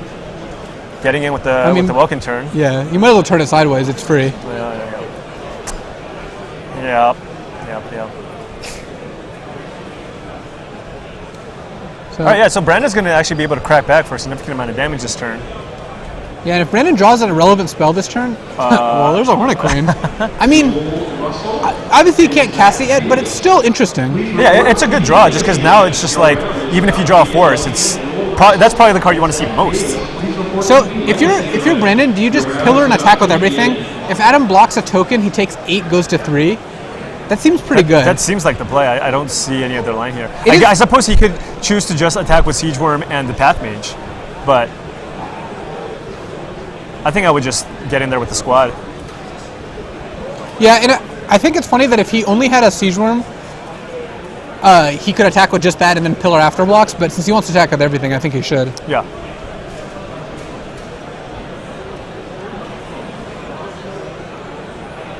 I mean, so what is Adam doing here? He actually, given his hand, he doesn't have a good answer to the Siege Worm. Yeah, he actually could be in a lot of trouble. I mean, does he have to take it? Well, No, that probably doesn't get it done either. I mean, he's got all green cards, so he needs to draw a forest. I guess blocking a token is still probably better. It saves you 3 damage over the course of 2 turns. Right. Maybe draw like a bounce spell to Yeah, because if he can bounce the Siege Room or deal with the Siege Room in some way, he's actually stabilized. Yeah. If he can draw a Lava Axe, then he actually wins the game. I don't think he's splashing Lava Axe. No, but that would be pretty sweet. All right, draws the green. Yavimaya Coast is actually kind of a sick rub-in here. Yeah, that was kind of a painful top deck. He's got a Carnivorous Moss Beast on deck. Hey, that blocks Siege Room pretty well. Yeah, kind of. It's a 4/5. Oh, I thought it was a 4/6. Okay, Yeah. okay. I mean, it blocks Siege Room if you want to chump. You don't take Yeah, trample damage. That's a good point, yeah. So what's the player? I mean, if you're going to play the Living Totem, might as well just run out the Mystic. Mystic into Totem. Yeah, so he's got Living Totem, Carnivorous Moss Beast. And I believe it was an Elvish Mystic. Yeah, so an Elvish Mystic. So I guess you might as well run out the Mystic because it's free. But actually, it looks like Brandon is going to take this game unless something, interesting happens. Well, he puts it on the Welkin turn.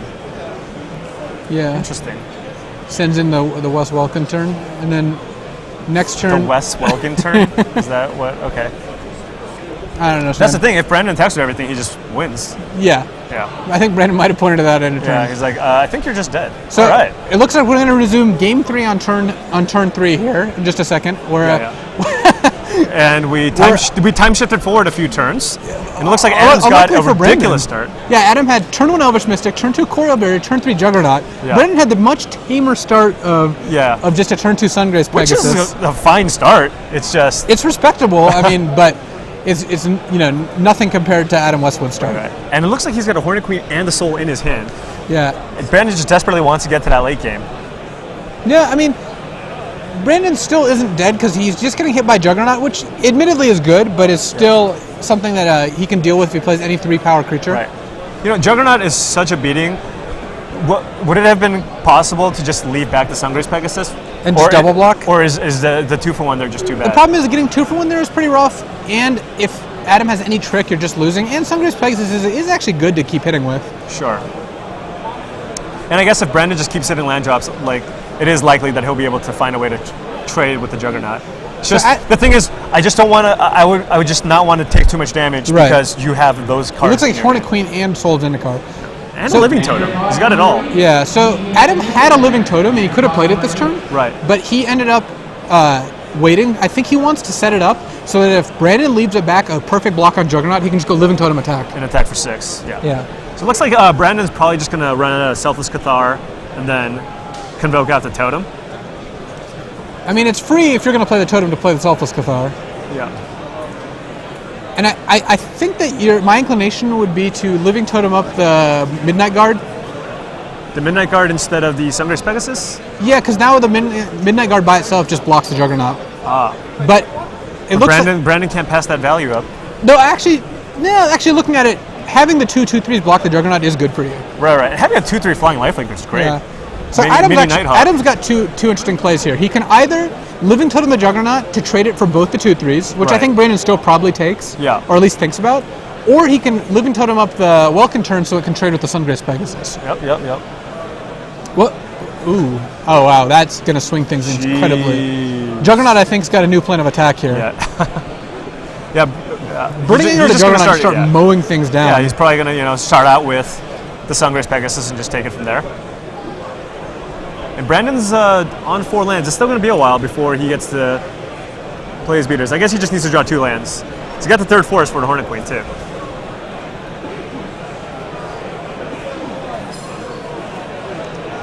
So, yeah, but Brandon, I don't know if he's going to live long enough with this Burning Anger on deck. Yeah.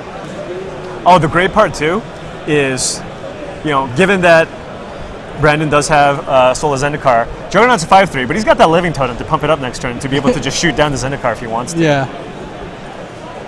It looks like he's just going to the face. He's going to the dome. That's aggressive. Do you like that play?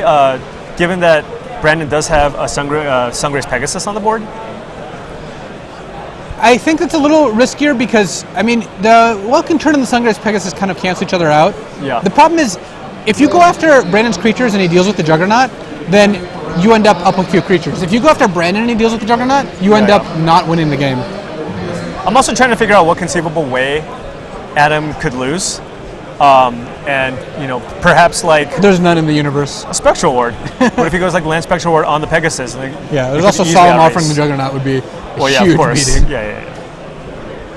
I was just trying to think of ways that you could lose to the Pegasus. There's none. We just talked about ways to deal with the Pegasus.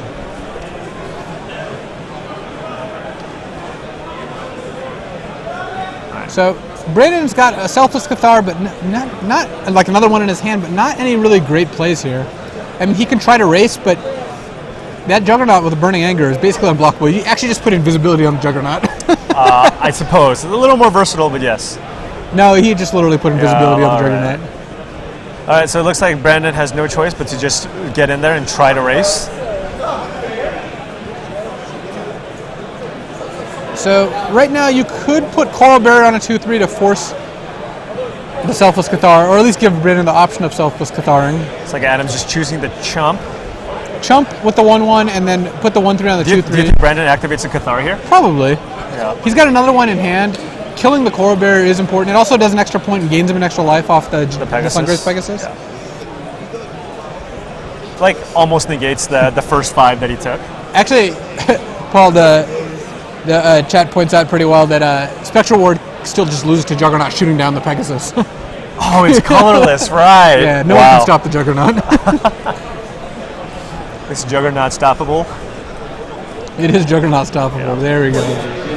That's the spirit. Save it for when Ben's in the booth. Yeah. He appreciates it. So Brandon right now has 2 insane cards in his hand, and neither of them do anything. Yeah. Soul of Zendikar and Hornet Queen are both great cards, but they don't actually stop the pressing problem, which is the Invisibility Juggernaut Uber combo. Jeez, Hunt the Weak as well? Yeah, that's a beating. Yeah. It's going to be really difficult for Adam. Well, although he'd probably be... the thing is, you don't want to lose like a Titanic Growth. Exactly, yeah. If you Hunt the Weak and put Juggernaut in harm's way, well, the thing is, if you leave it untapped and you hunt, and maybe Titanic Growth, you can just shoot their guy in response. That is true. Which is not terrible. Yeah. And then you end up with a 6-4 Juggernaut. Which could get pillared. Maybe he might be... Yeah, playing around pillar is actually something you probably want to do. Yeah. Because right now the Juggernaut just, again, like you said, not stoppable. Right. So, I actually like kind of like hunting on not Juggernaut. What's he going to hunt? I guess maybe the Midnight Guard? No. Well, the problem Pegasus. is if you can't... No, you don't want to do the Pegasus. You just can't use Juggernaut or Hunt the Weak if you don't put it on the Juggernaut. There's no real good targets unless you want to kill Selfless Cathar. So Brandon does gain 2 life here. And then Adam's probably going to get in with the Flyer. The question is what is he going to do with the Juggernaut? He could shoot down Midnight Guard. Yeah. But I think he's just going to go to the face. He's just on that plan. Gets in for 6. It's a 2-turn clock. Yeah. 10. And the turn should be getting in there. Can't do anything else. Yeah. There's no reason to pass the turn without attacking. All right. Well, I feel like doubling up on turn jokes is kind of like not necessary. But yeah. Value. All right. Well, Brandon can play the Soul of Zendikar this turn, but it's not going to do a whole lot. It can block the Welkin turn, so it doesn't put him dead on board. But it still doesn't actually solve his problem. And I don't think he's going to be able to race very easily. He can attack for 4 and then have the Elvish Mystic trade for Selfless Cathar. But I think I just attack with the 2/2/3s. I don't think setting the Cathar. I think you really are going to want to pump the team with that later. Right. So it looks like Brandon's going to play the Soul. He's got nothing else to do. Yeah. And then hope to draw a Pillar of Light. That's like the only way you can get out of this. Because I would imagine that Adam's just going to ping him for 6 this turn. Well, if he draws Pillar of Light, or he draws... Do you kill the... He has a Naturalize in his sideboard. He may have boarded it in. Right. I don't know what all he saw in Game 1 that would have made him board it in. He very easily could have. Do you think, given that Brandon's at 8, is it reasonable to just shoot the Soul of Zendikar and then attack for 2? I think it's safer. Yeah. Like, it's the same clock, except if things go wrong, Brandon doesn't have a Soul of Zendikar in play. Yeah. Oh. It's too bad he jumped up Elvish Mystic, because Sacred Armory would otherwise have been... Is he 1 mana short? Yeah, he would have otherwise been lethal. Which is pretty funny. Yeah. And he can't quite get it done with Living Totem either. He's like one short in so many different ways. Yes. I don't hate Living Totem, the Welkin turn, shoot down the Soul of Zendikar, and attack. All right, it looks like he's just... He's all in on the Juggernaut.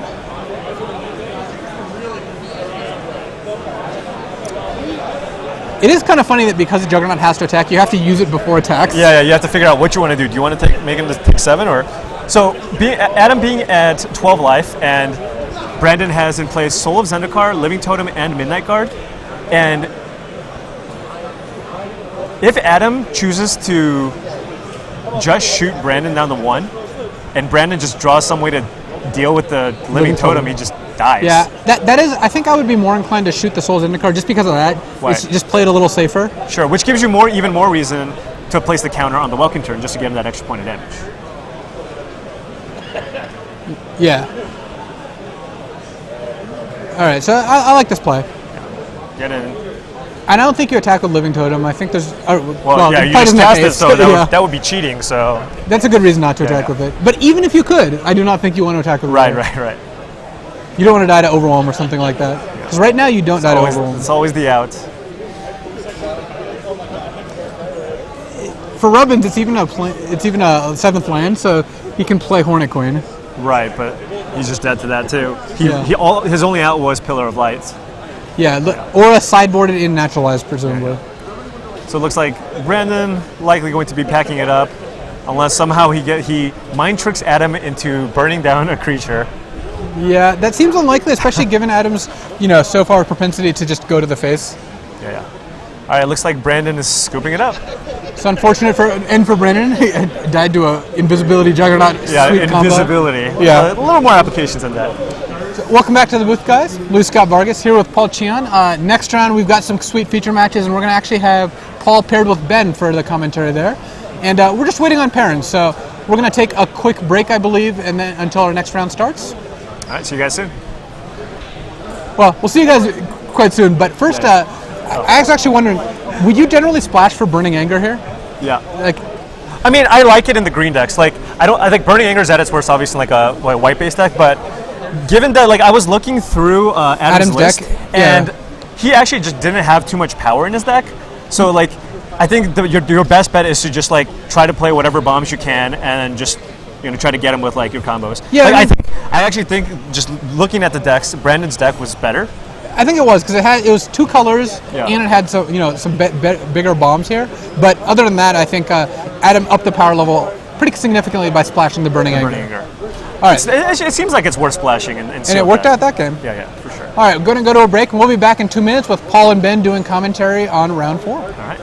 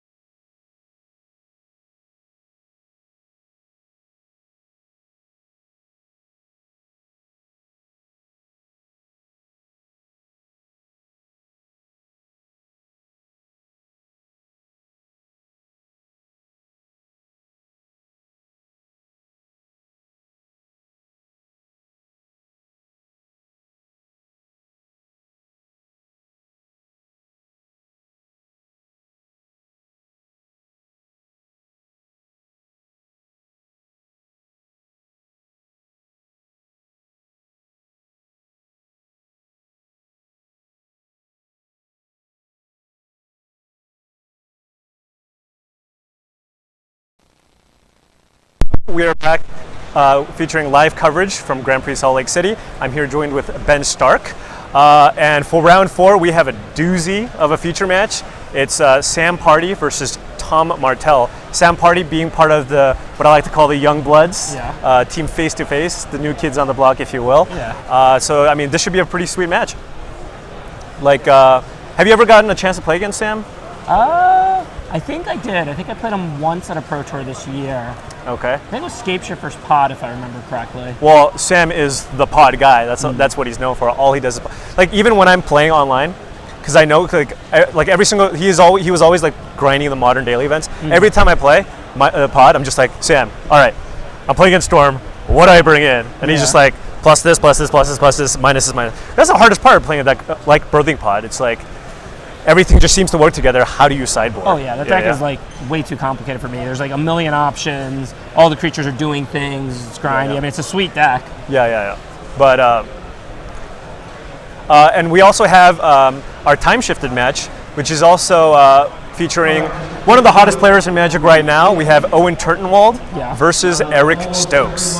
Okay. The players are shuffling right now, and we will be heading to that match fairly shortly. Let's see if we have. No, we do not have the deck list yet. So, what are your thoughts about like this limited format in terms of like when I watch people's decks and like half the decks I've seen have been green-white. Yeah. I mean, like, why is that? White's the best color.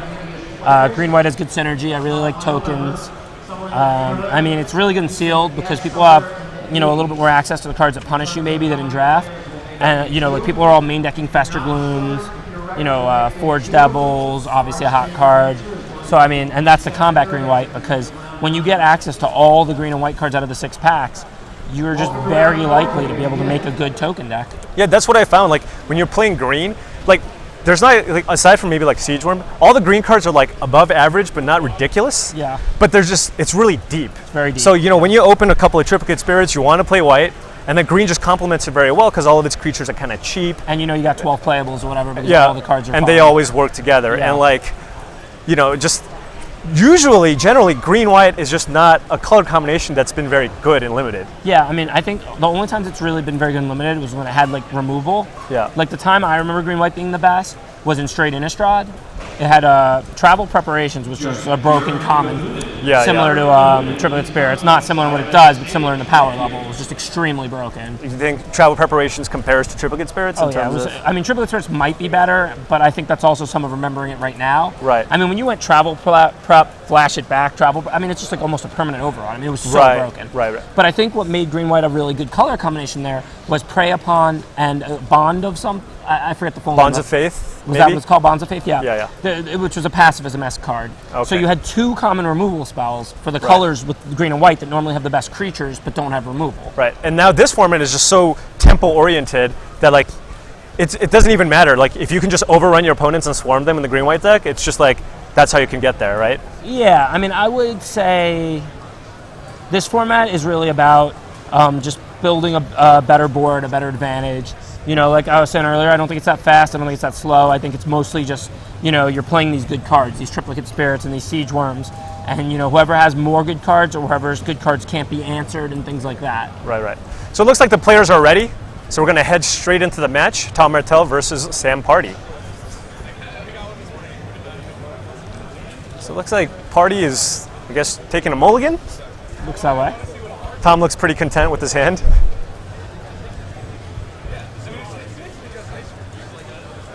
Yeah, I don't know. Were you able to? Did you get to take a look at Tom's deck here? I didn't happen to see Tom or Sam's deck. Yeah. In between rounds, USC is playing Stanford, which is Tom and Paul Reitzel's alma mater. So there was. So he's usually gone between the rounds. Well, there was just more college football trash talk than there was looking at sealed decks. Fair enough.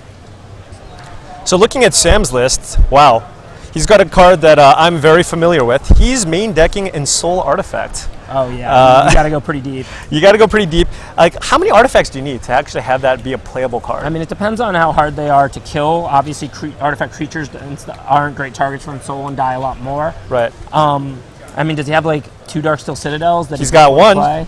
He's got one definitely in his deck. Yeah. I mean, it really depends, I think, on your type of deck. Right. I mean, if you have outs for the cards, that's big. Like, let's say he has a double Rummaging Goblin deck. It's not a Right. card I like a lot, but let's say it's just a good fitness deck and he's playing them. That makes Ensoul a lot more playable. Yeah, You know? I've definitely seen, like, what are your thoughts on, like, it looks like Sam, this is something that you get more often when you're drafting, but it looks like Sam's playing the blue-red artifact deck with the Aeronaut Tinkerers, Scrapyard Mongrels, and Ensoul Artifact. What are your thoughts on that color, It's that a fine combination? archetype when it gets there. I think if you went into a draft saying I'm going to draft this deck, you'd end up with a really bad deck a lot of the time. Right. If the cards are available, if it's pack one and, you pass one out of a deep pack and then you see 1/3 and you can pick it up and then table the other one, I think, you can make that I think that was like the game plan for a lot of members of Team Revolution. A lot of them were high on the blue-red deck just because a lot of the cards just kind of are underdrafted. Yeah, I mean, I think that's the key to draft in general is, people always want to, like, force whatever they think this best archetype is, but in reality what you should do is just look for it, not force it. Right. You're aware of it, you're cognizant. You start drafting the good cards that are going to be good in any deck or any archetype, and then you have your eye out for if these cards are in deep packs, if they might come late, if you can take one without making too big a sacrifice. Right. I don't really think you want to impose your will on draft. I'm much bigger on just letting the draft come to you, basically. Sure. So it looks like Sam's actually playing Brawler's Plate, so he came ready to fight today. He's got a 3/3, which actually just stonewalls all of Tom's creatures here. Yeah. But, I mean, Tom looks like he has some things to do. Flesh to Wow. bones. That can't feel that great, but sometimes you got to get in there and do some damage. Yeah, I mean, it's an interesting thing because it's like, on the one hand, of course, it's killing Forge Devil, but Sam had to invest a lot of mana into playing the equipment and then Right. equipping the Forge Devil. Sure. It looks like Sam has a lot more gas. Tom just is on all lands. So I guess he basically was on the kill your guy, hope to draw something good, because otherwise that's the only way I can win because I have nothing else to play from my hand. Sure. Yeah. So it looks like Sam's played a Willforged Golem, and there's not really a whole lot Tom can do here. No, Yeah. I don't know what else Sam has left. With the life total difference, if all Sam has is this giant Willforged Golem, he's not going to be able to attack with it and trade 6 for 4. Right. So, I mean, it's just going to really come down to, I think, what the players have in hand. Sure. Oh, it looks like Sam's also got a Grind Clock. Well, it's a target for Ensoul. Yeah, he actually has 6 artifacts in his deck. So that's Yeah. a pretty good amount. Yeah, and in that situation, clearly the Ensoul is good and you can play that, but it's really a question of whether his deck is good or not. Yeah. Well, I know a lot of people say Grind Clock is a decent combination with Kirkesh, allowing you to double up on the activation so that you could actually mill your opponent fairly quickly. Is that the 4-mana red guy? Yeah, 4 mana, 4/3. When you activate, you get to basically pay a red to double the ability. Does he have that, Sam? He doesn't, but No, I'm just wondering. Yeah, I mean, yeah. I haven't really tried Grind Clock in this format. It's not that slow a format. I wouldn't think Grind Clock is good unless you just need a win condition. it'd be great in M14. Yes, it would have been very good in M14. Yeah. I had a really weird sealed in Oakland that looked like it was unplayable when I 9-0'd, and I don't think the deck was very good, but M14, you just didn't have to have anything. My deck was just drawing cards and some Essence Scattering. And Right, some, right. And that's how M14 was. Yeah, It was- you it can was a just fun have a control deck and get there. So it looks like Tom drew a White Paragon, which was a pretty good draw, but Sam has the answer in the Inferno Fist, and he's got a 6/6 trampling creature that just can't be stopped. So Yeah, and now with Sam having 2 big creatures, he can attack with one of them pretty Right. safely, and very only short term. Like now, he's probably going to attack with both of them because they're already going to have to get chumped. Right. Tom Martell needs a Thesis, but I don't Yeah. think that's in this format. Yeah, Tom just conceded rather than even get Grind Clock because Yeah. you're revealing more cards, and he knows he can't win. Yeah. So it looks like they're going to be sideboarding. Let's see what we have here in the sideboard. I imagine Tom's going to be looking to bring in some number of Any Solemn's offerings? that he any has? solemn offerings. Let's see what he has here. I think I got Martell's deck. He does not have any Solemn offerings. Does he have any naturalizes possibly? Yes, he does have 1 naturalize. But probably not going to go into another color for that. You actually bring up a really good point. If a lot of times in sealed you have like 1 really good color and then your second color is just close and you're choosing. Yeah. Something like a naturalize against an Ensoul deck, that could be a reason to switch from white to green or from black to green. Given that it's like it looks like it's such a good sideboard card. Like when you see somebody play something like a Grind Clock, Yeah. you know that they're on the Aeronaut Tinker, Scrapyard Mongols, Right. possibly even in Soul Artifacts. So you want to have an answer to that. Now you do have to have other green cards. Of obviously. course, yes. I'm looking at Tom's. He has a few, but his green is pretty weak. He Right. would get like an Ancient Silverback, some Charging Rhinos, a Mystic. a Naturalize and a Living Totem and a Shamanist Spring. Right. You know, I know he's got a Sunblade up But it looks like green-white. Tom's got a Llanowar Waste and an Evolving Wilds. So he could just splash the Naturalize. Right, yeah. Also, if he goes green-white, actually there's a Sunblade Elf too. I mean, I think it's very possible that he'll do this. It looks he's also shuffling up a Meteorite. So it's actually like a fairly reasonable splash if you wanted to play that Meteorite and just play the Naturalize. You know, he could just splash Stab Wound. His black is really not very good. Actually, if I were Tom, I might strongly be considering going into green-white splash black. I mean, we take a look at his black. He's playing Child of Night, Flesh to Dust, Necrogen Scutter, Shadowcloak Vampire, Sign in Blood, Stab Wound, and Typhoid Rats. Aside from Stab Wound, nothing really stands out And there. Stab Wound is somewhat splashable. All right. Did he have a Heliod's Pilgrim? Maybe that's... Although you can still splash the Stab Wound even with the Pilgrim in your deck. He does not have a Heliod's Pilgrim. Yeah, it looks like Tom doesn't want to go too deep, and he's just probably just going to be looking to bring in the Naturalize. And the Sunblade Elf. Yeah. Yeah. Well, Sunblade Elf is actually pretty good off the splash because, I mean, you can draw your Forest finally and play it and then activate it, you know? Right. I don't know. This is interesting. I mean, Sure. I'd have to lay it out. You know, it's hard to envision the exact green-white deck versus the white-black deck, but there isn't a ton keeping him in black. Sure. Yeah, like I like splashing. I don't know about the Sunblade Elf as much, but I do like splashing, obviously, the Naturalize. the Naturalize, and just like when you're playing these decks, the like, for example, let's say you were splashing like a Curd Chieftain, but that has such a big impact because he's such a large creature, even the Murklurker or whatever. The Sunblade Elf, you know, it's not as impressive as the top deck later on in the game. And you can't reliably cast it on turn one. Yeah, but the thing is, he's playing like a weenie deck. Okay. You know, he's got Raise the Alarm. You saw he's got all the small creatures, Swift Claw, Kinsbell, Skirmisher. So, I mean, Ajani's Pride Mate. So I think that what Tom is interested in is being able to pump them all and kind of swarm Sam. Okay. I think he feels like he's the aggro deck in the matchup. Right. And something like Sunblade Elf is good when you're the one with the littler creatures, but you have more of them and you're going to be giving them swamp plus one. Yeah. I like bringing in the Sunblade too. I think the reason to splash is the Naturalize, not the Sunblade Elf. Right, but it's just like it didn't look like it was that difficult for Tom because he's going to bring in a Forest, a Llanowar Waste, an Evolving Wilds, and a Meteorite. So he's going to have 4 green sources. Exactly. So with 4 green sources, you can splash 2 green cards. Right, It's not that big of a deal. I think honestly, if I were Tom, I would have considered the green-white splash black a little more. I mean, losing the Flesh of Dust hurts because Flesh of Dust is really good against Sam's deck. Right. You know, kills the Ensouled guys or the big guys that we saw. Right. But I mean, it's not losing much else. There's some maybe he just didn't want to de-sleeve all his cards and bring in a few cards. Yeah, maybe. I mean, Like a lot of people do like a lot of people do sideboard like a third color that they think that they could bring in. Yeah. And it looked like Tom was just kind of set on this deck. So it's a lot of work to like try to figure out mana bases on the fly while also like shifting a bunch of cards and making sure everything adds up. Also in the allotted time that you're given. Yeah, that's true. Yeah. I have had them tell me like, you know, you need to present because I'm sitting there doing that. And it takes a lot of time. So like Tom trying to get off the gates here with Selfless Cathar into Kinsbell Skirmisher. So really aggressive start for Tom. It's like a juggernaut for Sam Party. And no 2-drop, so wow, and that was a Necrogen Scudder, I believe, which is probably the play that's going to come out in turn 3. So Sam's definitely on the back foot here. Yeah, and that's one of the cards Tom would have been pretty sad to lose if he went to grade. Yeah. The Scudder. Well, I mean, look at the start. It's just, how are you going to get around this? All right, so a 2/3 flyer, just pretty reasonable. If you're Tom here, I don't know what his hand is necessarily, but do you attack with the Skirmisher too? Probably not. Yeah. I mean, it depends on your hand, but you know, you don't really want to spend your turn and just killing just a 2/3. Right. Cathar can only do more. Yeah. I mean, you could be scared that it gets Forge doubled, but clearly, if Sam had Forge double, we would have already done it, so you're not that scared he top decks it this turn. Yeah. So, It looks like Tom does have another play this turn with the Midnight Guard. Yeah. But it looks like Tom is getting in there. Yeah, I don't like this play. I mean, if you don't have another play, that's fine, but if you have a Midnight Guard, I would rather just hit him for 3 and drop the Midnight Guard. That's the thing. Like, putting more creatures on the battlefield just makes the Cathar even better later. Exactly. Still a lot of pressure. That 3/3 flyer clearly doesn't have a lightning strike, so. All right, a Juggernaut from Sam, which is not really, the best creature right now when you're being the one attacked down.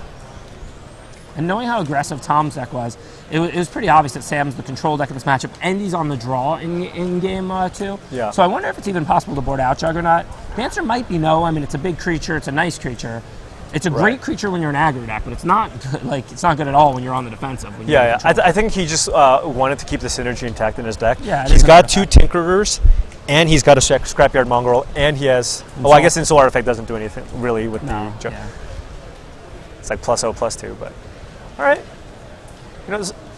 Sam has been able to flood the board with some creatures, and that Tinkerers is actually very good. Yeah. So this is actually the exact reason why having that Cathar in play would have been really good. Like had he played something else into the Cathar, and he has Razor for Griffin, now he can actually attack into the Tinker. Yeah, I mean it seems better. I mean, with the ability to double block the Scudder, that's Tom is glad Sam doesn't have that ability, but there would have been an additional Midnight Guard in play that would have been able to attack last turn. I don't know if it would have wanted to attack the Juggernaut or not, but if it did, but then he wouldn't have had to use the Cathar if he's double blocking. Right, so the end result is last turn if he plays the Juggernaut, he still just attacks with the Scudder, but he gets to drop the Razor Foot, then the Juggernaut attacks. Then, like you said, he can alpha this turn, and then if he makes a double block, he doesn't have to use the Cathar. Sure, because even the Midnight Guard is just a reasonable attacker here if he had the Cathar. It's a little bit different of a game, but I feel like overall there's a little more value for Tom if he doesn't make that play, if he just drops the Midnight Guard.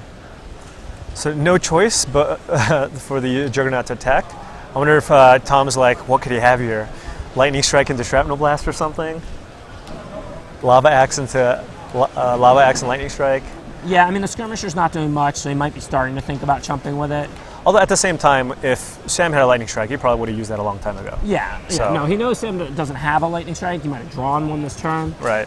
But I think that he's just Tom is thinking, is this Kinsbell Skirmisher going to do anything more valuable than gain me 5 life? Right. Because Tom's trying to win this game in the air now. Yep. And I mean, he's way ahead in the race. So let's say his hand is just another little ground guy. You just go ahead and chump here, attack in the air, play another little ground guy. Just attack with 3 guys. Yeah, and Tom probably wants to have to pay the 2 life. He probably wants to Shadow Cloak to have flying. Yep. So he doesn't have quite as much life as it seems, right? Because if he takes the 5 down to 7 and he pays the 2, he dies to a Shrapnel Blast. Right. So I think Tom is basically deciding that, and I think it's a close call. I don't know what I would do.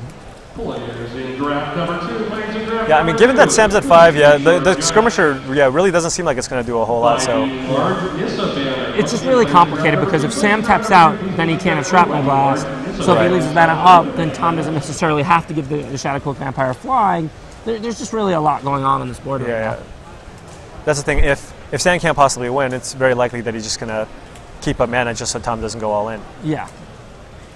So a hasted Rummaging Goblin to try to get some action. Into like an artifact.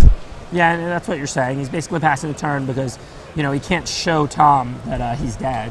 Yeah. And now Tom has to decide whether to pay the 2 and attack, which he probably will because since he made the chump block play, he's not worried about the 2 life. If I'm Tom here, I've got plays post-combat to block the Juggernaut next turn. So, I mean, I'm going to pay the 2 and attack. It would be different if maybe Sam left up 5 mana for Aether Spouts. Yeah, well, I guess he doesn't even have to pay the 2 because there's not any ground creatures untapped. Yeah. But, I mean, I'm going to attack is basically what I'm saying. Right. All right, well, it looks like Tom's tied it up with a very, very aggressive start. Yeah. That one drop, 2 drop Necrogen Scudder, that'll get it done. Yeah, that was a great start for Tom. Yeah. And it's interesting, game 3. So Sam has the opportunity to be on the play, but he's definitely the control deck in the matchup. Right. And that's not a term I like to overuse, but in this matchup, Sam's deck has a really powerful late game. Yeah. And he has to assemble his combos. It's kind of slow. This is a matchup where there are roles, in my opinion. Right. That's the thing. Even if you say that there are aggressive decks and control decks, or there aren't aggressive decks or control decks, there are certain matchups where you play the role because of how the matchup plays out. In general, in CL, both decks are just mid-range creature decks most of the time. But and Tom's deck can be that, but in this matchup, it is not. In this matchup, Sam's deck is clearly more powerful than Tom's when it's firing on all cylinders. Right. And Tom has a better curve, more little creatures. So Tom is now eyeing the plummets and deciding whether or not he wants to bring that in as well for the Tinkerers. Did he see anything else? Well, he saw 2 Tinkerers. Okay. And if you're blue, there's also a decent chance you have a Nimbus of the Isles. So maybe. Red doesn't really traditionally have any flyers, so I don't know if it's worth bringing it in because you don't want to see it in your opening hand. Right. a lot of the time. Yeah, and off the splash. And also, he could just not have an artifact, and they could just be 2/3s, which are also just good against Tom. Yeah, I mean, it seems likely based on what we saw that he'll have an artifact. Right. But obviously, if he only has 2 targets potentially, I wouldn't necessarily want to bring in a splash plummet, especially if the 2 targets are 2/3s that might trade earlier. Okay. You know, if my opponent has 2 targets but they're bomb rares that I can't deal with, sure, I'll bring a plummet for 2 good targets like that. But if they're 2/3s, it's not that you mind plummeting those, it's that those guys might not even be in play when you draw the plummet. Right, right. You'd have to see something like you can actually deal with, like a Soul of Ravnica Yeah. or something along those lines. But then again, you know, it's sealed. Your opponent could have those just because you didn't see them. They're still Yeah. fairly likely to have those. Well, it looks like Tom's actually choosing to sideboard in some cards. Just to give you guys a little heads up, coming up we have the time-shifted match of Owen Turtenwald versus Eric Stokes. Ben Stark will be joined by Luis Garvargas, and they will be doing coverage for that match. I'm This excited. match has been going really fast. Yeah, I mean, I don't know who Eric is. Owen, obviously one of the best players in the world right now. Yeah, So I'm excited to see him play and excited to see Eric Stokes, figure out who that is. pretty stoked. I don't know if... All right. Nope, that didn't work. We don't get enough with Luis. Well, he's definitely laughing in the background. You want to fill that role when he's not in the booth. We really don't get enough of, Well, of those folks from him. Oh, man. Anywho, it looks like Tom did actually sideboard a few cards. Everybody like hates it because I always hate on the puns and I never laugh. And then all the people at home are like, why does this guy now have no sense of humor? Like, the puns are the best. Like, we love Luis's puns. Yeah. Listen, we all love Luis. Yeah, you yeah. can love Luis without loving Luis's puns. Yeah, well, it's one of those things where, like, there are things that he can do, and we're just like, oh, Luis. And then other people do it, and it's just a totally different response. That's what happens when, you amass a legion of loyal fans. Yeah. Oh, yeah, I would not want to mess with Luis fans. Yeah. Oh, yeah, there was definitely a Magic TV show that we did where me and Mashi, given that we're good friends with Luis, would, be like, no, we're not going to take any of this anymore. And we would, like, push back on Luis's jokes, and then everybody was just like, Paul and Mashi are just the meanest ever. Why are they bullying I Luis? get that all the time, I was too. like, I'll read the comments where it's just like, this like- guy is no sense of humor. Those jokes Yeah, are yeah. so funny. I'm like, really? Are they? quit being a bully. That's what I got. I'm like, what? Bully? What? You guys don't even know. Yeah, I know you guys love Luis, but let's evaluate his jokes clearly. Let's give an honest evaluation of his jokes. So it's like, it looks like Tom actually boarded out the Sunblade Elf and the Meteorite. Okay. Do you think he kept him to naturalize? Well, I guess we'll find out soon. Yeah, I mean, Yeah. I really doubt he'd board out naturalizing. That's an all-star in this match. Right. Maybe he just figures like Sunblade Alpha is, since you can't reliably have it early, and it's a low drop, he don't want it. He just wanted something more aggressive, and even with Llanowar Waste, a Forest, and an Evolving Wilds, that's still fine for just one for naturalize. It's a little harder to splash on the play. Right. I mean, you have one less card in each of your turns, so you're less likely to be able to do the things you want when you want. Right. Tom obviously probably realizes that. I don't think anything he saw last game really changed his mind on the cards. So do you think for that reason, given that he's seeing an extra card and he's on the draw this game, he's like, I can work with 3 green sources and just play it in naturalize? Yeah. Okay. Like, I'm guessing, like, on the play, Tom wanted to make sure he had, an extra source, and Right. that allowed him to have the extra card, too. On the Yeah. draw, he's like, I'll just cast Naturalize when I can cast it with only 3 sources. Right. And I'll drop the Sunblade Elf. All right. It looks like Tom snap mulliganing. Also, And- Sunblade Elf is a pretty aggressive card. It lets you push through with your little guys. If you're Yeah. on your back foot, Sunblade Elf isn't really Yeah, and helping. also, adding that little extra green source, you can have it early Yeah. and just play it. Looks like Sam's happy with a 7. Well, Is Tom on 6 or 5? I believe Tom is going to 6. It looked like earlier, it looked like he was mulliganing, but I think he was just like de-sideboarding like the Meteorite and the Sunblade Elf. But no, wait, is that 6? It's got to be 6. Yeah, it's 6. Yeah. All right. Tom happy with the 6. Ooh, he's got the naturalize, but I don't think he has a forest.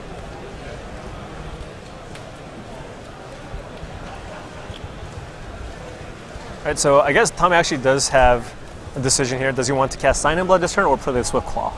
I mean, you normally play your creatures first, right? And Yeah. you can always draw cards later. Like, even if you're really concerned with hitting land drops and everything, Right. you can just do it on the turn where you don't have a land drop. I mean, it's not impossible, but it takes a pretty specific set of circumstances to play a Sign in Blood turn 2 over and Rescue Swift Claw. That Darksteel Citadel just in your opening hand every time. It's awesome. Yeah. Looks like Sam also has an Unsoul Artifact in his hand, so he might be able to live the dream. Oh, wow, yeah. Yeah, just take 5. 5/5 indestructible. Yeah, not a whole lot you can do, unless you have naturalized. But he's choosing just play the 5/3 Trampler, which is also better use of your mana. Next turn you can actually attack for 10. Yeah. So things looking pretty good for Sam here. Yeah, this is going to be not. This is going to be hard for Tom. Yeah, unless Tom can draw like a forest in those 2 draw steps, or Does he land have release. Naturalize? He did have a naturalize in his opening Okay, hand. cool. So he can naturalize the Soul, even though not the Darksteel. He can't get the huge blowout. Yeah, but, yeah. You know, he still deals with the 5/5. Right, right. And I don't think Tom has like a Devouring Light or something, but it looks like Sam just has everything. He's got the Tinkerer as well. Just when that deck is just firing on all cylinders, it's just very, very powerful deck. Yeah. Yep. I've seen how this story ends before. Tom taking 10 damage here, really needing that forest. All right. So that is not going to get it done. Perhaps he has a Flesh to Dust. There's a black card in there. Yeah, I can't make out the black card. Yeah. But he's got some white creatures that are definitely not going to do it. I do see some chum blockers in his hand. Yeah, I mean he can trade. I mean, if he plays a guy, and even if he has to double block the Mongrel and lose both, then if he draws the Forest to naturalize the Soul, I mean, and technically he's back to stable. Yeah. He does have the Flesh to Dust, as you pointed out. It does look like the Flesh to Dust. So I think he's deciding because, you know, he gets blown out if he goes for the double block and Sam has something. Right. But if Sam has nothing, I think he'd rather save Flesh to Dust and just, you know. So then do you just attack here? Or is there like a haste creature that you might want to play around? Well, I mean, it depends. Like, Thundering Giant, Midnight Guard can't stop anyway. I mean, I don't know that there's any real small haste creatures. Yeah. But I think Tom's still deciding, like, whether he's going to play, like, he could attack, play a guy, have them both on tap to double block, or whether he's going to Flesh to Dust, in which case he could attack and Flesh to Dust, whatever. I think he's just deciding whether he wants to use Flesh to Dust or not. Doing it on his turn so that he doesn't get countered, but Sam has the Peel from Reality to save his Mongrel, which was huge. Sam just utilizing every single resource to its fullest potential here, and there's just not a whole lot Sam can do here. I mean, Tom. Yeah, and Tom actually drew Pillar of Light, but he's at 3 life, so wow. So he's dead. Very, very, very quick 3 games there. To Tom.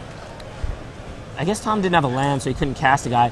I don't know if Sam had another artifact, so if he pillars the Ensouled Citadel, the Mongrel gets smaller too, right? Yeah, but Tom was at 3. No, I understand he was dead unless Tom had like a 2-drop to put out or something, but he could chump it or whatever because it loses trample and all that. I don't think Tom did. I think Tom's scoop was finally. I think he was dead. Yeah. But it's interesting because if he would have peeled on Sam's turn, Sam would not have been able to attack and replay the Mongrel. And then with the top deck pillar, Tom might have been able to start trying to claw back into that game. Yeah. But that doesn't even mean Tom's play was wrong because, you know, if you pass a turn and then you play it and then your opponent's like, oh yeah, use this counter spell that I couldn't have played while I was tapped. You know, there's a lot of reasons. And if you saw, Sam did have a negate in his deck. Yeah. And he was holding it in his hand. But that's not really a good argument because he had 2 up, so he can negate anyway. Sure. If it was a Dissipate or the 4-mana counter spell, then Tom's play, you know, is important. But if it's a negate, like, he just negates the Flesh to Dust and on taps, and, you know, the game's basically over anyway. So, welcome back, guys, to Grand Prix Salt Lake City. It is M15 sealed, and it's presented by ChannelFireball.com and Cascade Games. I'm joined here with Ben Stark, and we are actually going to move straight into our time-shifted match of Owen Turtenwald versus Eric Stokes. So, going to be moving in. No more puns.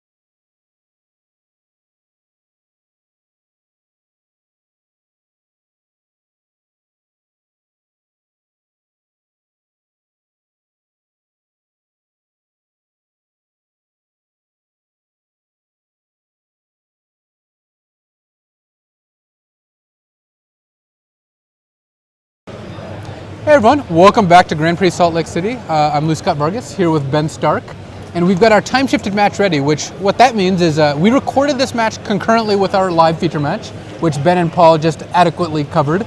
And now we're going to go right in and do commentary, so we'll just have non-stop action. And we haven't watched it or anything. Yeah, no, we don't know what's going on. We're just going right to it.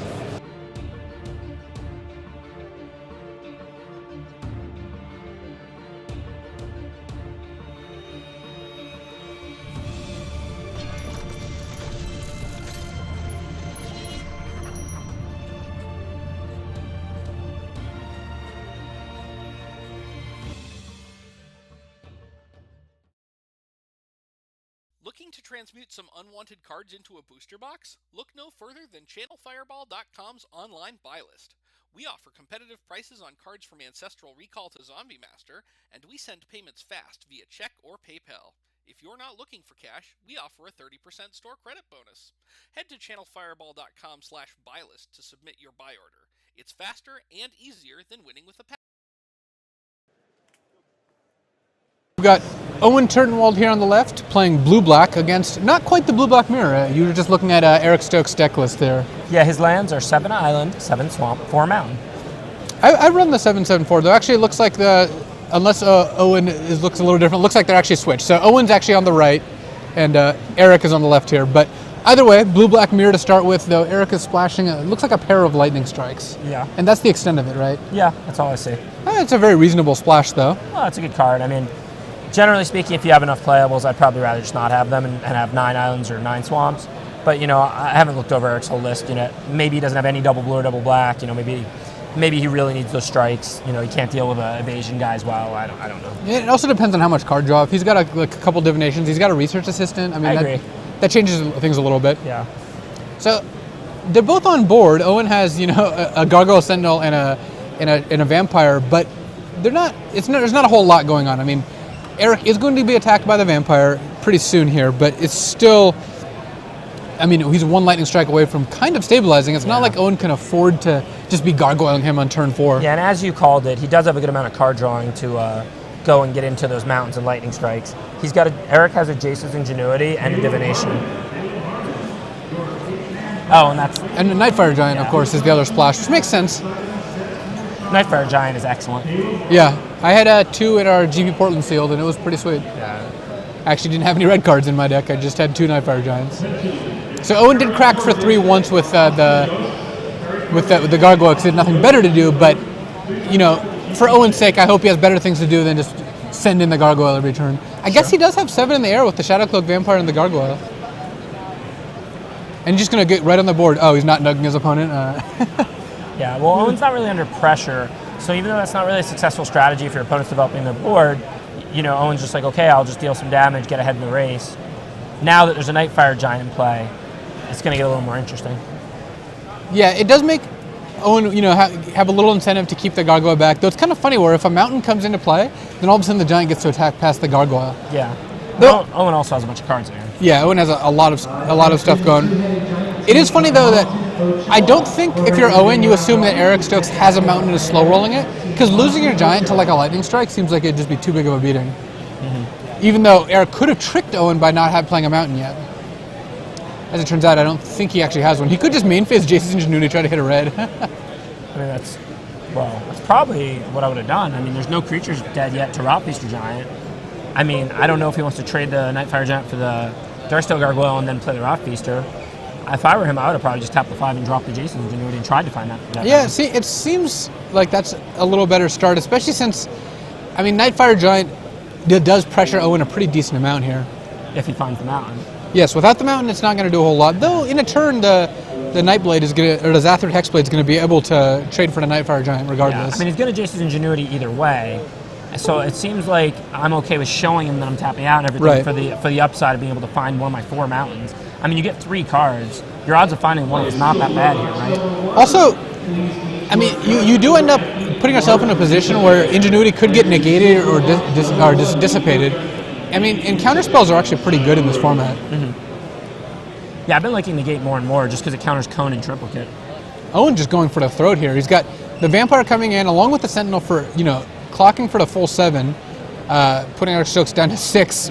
as soon as they update the life totals, and then playing M15 Path Mage, which we've seen do a lot of damage so far. I do appreciate the Jason Ingenuity into divination plan, but I don't think that's actually going to stop, three attackers on the board. Yeah. Yeah, drawing cards is sweet, but I mean, cheap removal makes drawing cards better. Expensive removal off the splash doesn't. I mean, Lightning Strike isn't expensive, but you don't always have it right away. Yeah, and that game was a beating. I suspect Owen does not normally close out games that quickly. I mean, he's got a pretty classic blue-black control deck with lots of removal spells, lots of just decent creatures, but no actual curve, no beatdowns. I suppose when two control decks meet, sometimes 3-drop into 5-drop counts as a sick curve. Yeah, that was not exactly an intense amount of pressure by Owen, and the game did end very quickly. So apparently we're going to do a little skipping ahead because they actually shuffle for 5 minutes after sideboarding. Maybe someone switched the color or something? So we're gonna spare that, and it looks like we've got Eric Stokes on the play with a turn 3 Jurobai Murklurker, Owen answering with a Gargoyle Sentinel, which at the very least makes them bounce. Yeah. If Eric's got nothing better to do, he could attack and start giving lifelink, but playing a Zoffstate does seem a lot better there. Yeah. I mean, it's one of those spots you could bluff. You could get punished by it in Crust or something like that.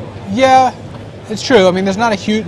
Owen's just going to block there. He's not playing around Crippling Blight, right? Well, Crippling Blight's a card. I mean, he'd probably block, obviously. And Festergloom doesn't do it because it kills your Murklurker, and Yeah. Festergloom's probably not in either of their deck after board. Yeah, Festergloom should not be in. What's going on? Oh, he's giving lifelink. I think he's lifelink and then +2/+2.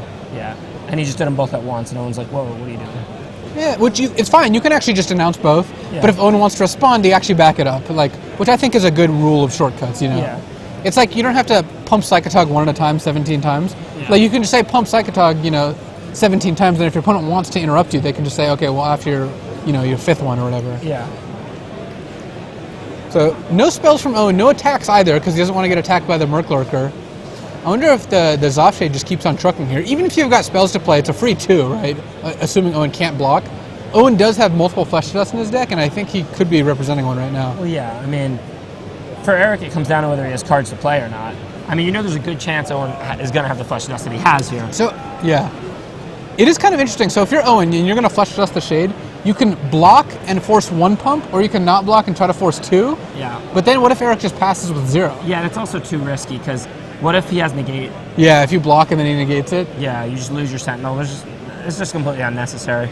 Yeah. I think I just don't block, and then I probably, if he doesn't pump at all, I probably don't Flesh to Dust, because he might be dropping Soul or something. 6-drop of some kind. And if he pumps, then I Flesh to Dust, however much. If he pumps once and passes, I Flesh to Dust. If he pumps twice and passes, I Flesh to Dust. Yeah. And if he doesn't pump at all, I'll just take the 2.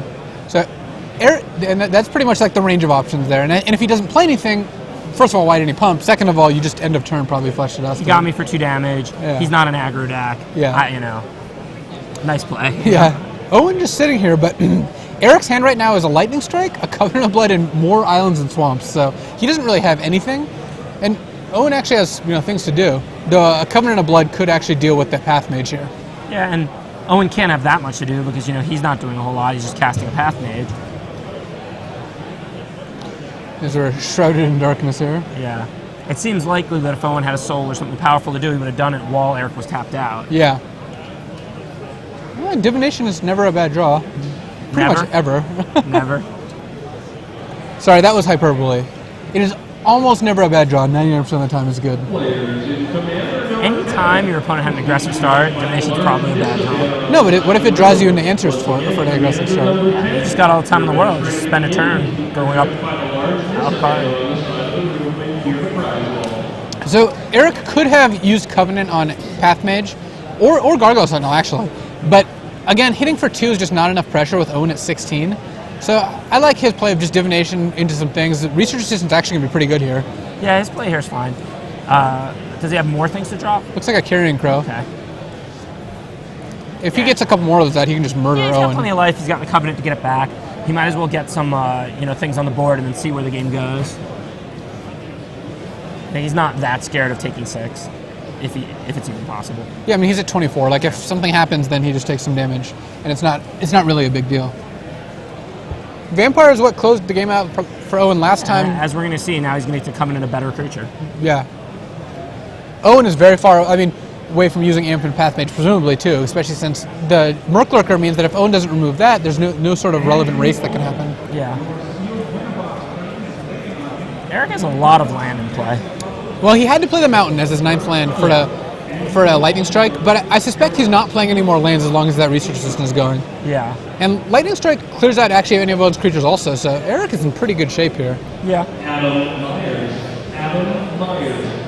I mean, this turn, you could just Covenant the Vampire, and then Owen doesn't have 3 to give the Gargoyle flying. So